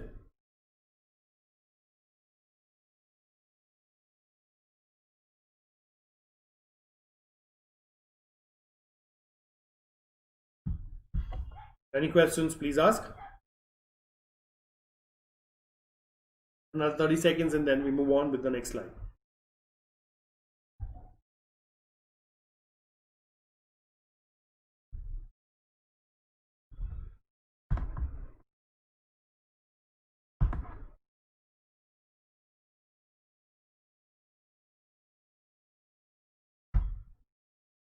All right, so we spoke about the price effect now. The next one is arrival of new consumers. When the price of the commodity falls, more consumers start buying it because some of those who could not afford to buy it earlier may now be able to buy it. This raises the number of consumers of a commodity at a lower price and hence the demand for the commodity in question. So we are talking about why the demand goes up at lower prices because of the arrival of new consumers. When the goods were at the original price, it was high, so they couldn't afford it. So when the price is lowered, they enter into the market and start purchasing it. So that is why at lower prices, there are new consumers who are adding it and hence the demand is going up. Then different uses. Certain commodities has multiple uses. If their prices fall, they will be used for varied purposes and therefore the demand for such commodities will increase. When the price of such commodities are high or rises, they will be put to limited use only because you have paid that amount to them, right? Thus, different uses of a commodity make the demand curve slope downwards, reacting to changes in price. For example, olive oil can be used for cooking as well as for cosmetic purposes. So if the price of olive oil rises, we can limit our usage and thus the demand will fall. So if there is a commodity which has more than one uses, then when the price falls, the people will be willing to pay more for it because they can use it at a lower price. They can use it for different purposes. But if they have to pay a high price for the product, then they will not dare to use it for different purposes, but they will use it for limited uses only. So as the price falls down of goods that can be used for multiple purposes, then their demand also increases. Then exceptions to the law of demand. According to the law of demand, other things being equal, more of a commodity will be demanded at lower prices than at high prices. The law of demand is valid in most cases. However, there are certain cases where this law does not hold good. The following are the important exceptions. Okay, so now we are talking about the exceptions to the law of demand, that when the price goes up, the demand falls, or when the price goes down, the demand goes up. But before that, please take about 2 minutes, go through this slide, and then we proceed. Any questions, please ask.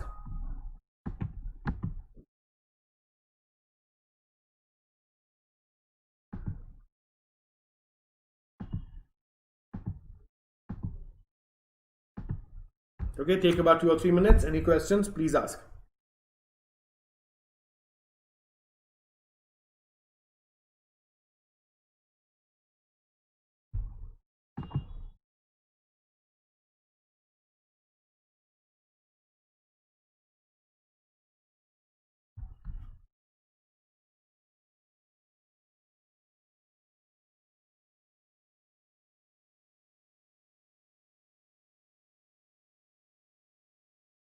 Take 2 or 3 minutes more. Any questions, please ask me.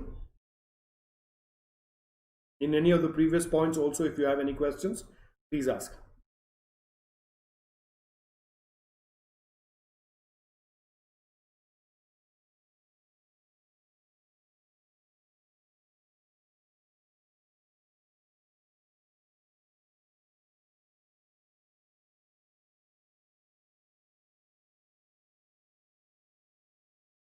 Any questions, please ask. Carefully go through this. Go through this slide as well. Anything you have any questions, please ask me. Take 2 minutes on this slide as well.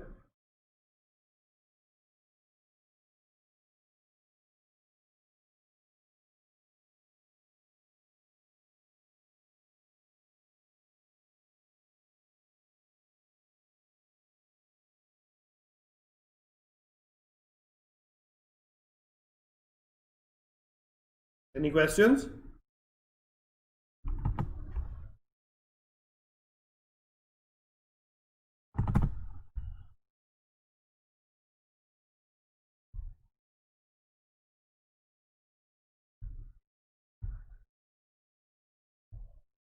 Take about a minute more. Any questions, please ask me.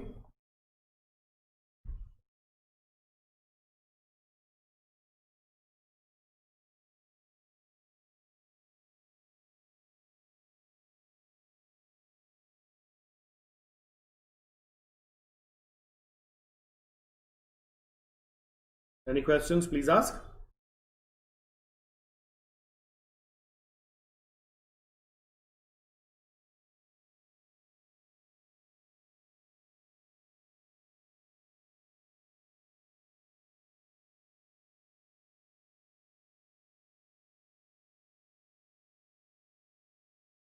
All right. Let me know in case you have any questions or we move on.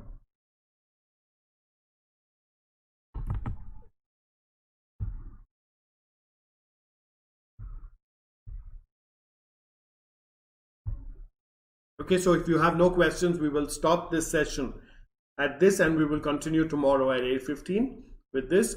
So I hope you found the session useful, and in case you have any queries, questions, observations, or discussions to be made, please feel free to drop in a line and I will take up that matter as soon as I can for problem solving or for discussion purposes, as the case may be. Okay, so any of the things we've done today, whether it's the problems of the economies or by law of demand and supply or anything, if you have any questions, you can always ask me and I will always be more than happy to answer your questions. Okay, so with this, I will be stopping today and continuing in the next session tomorrow.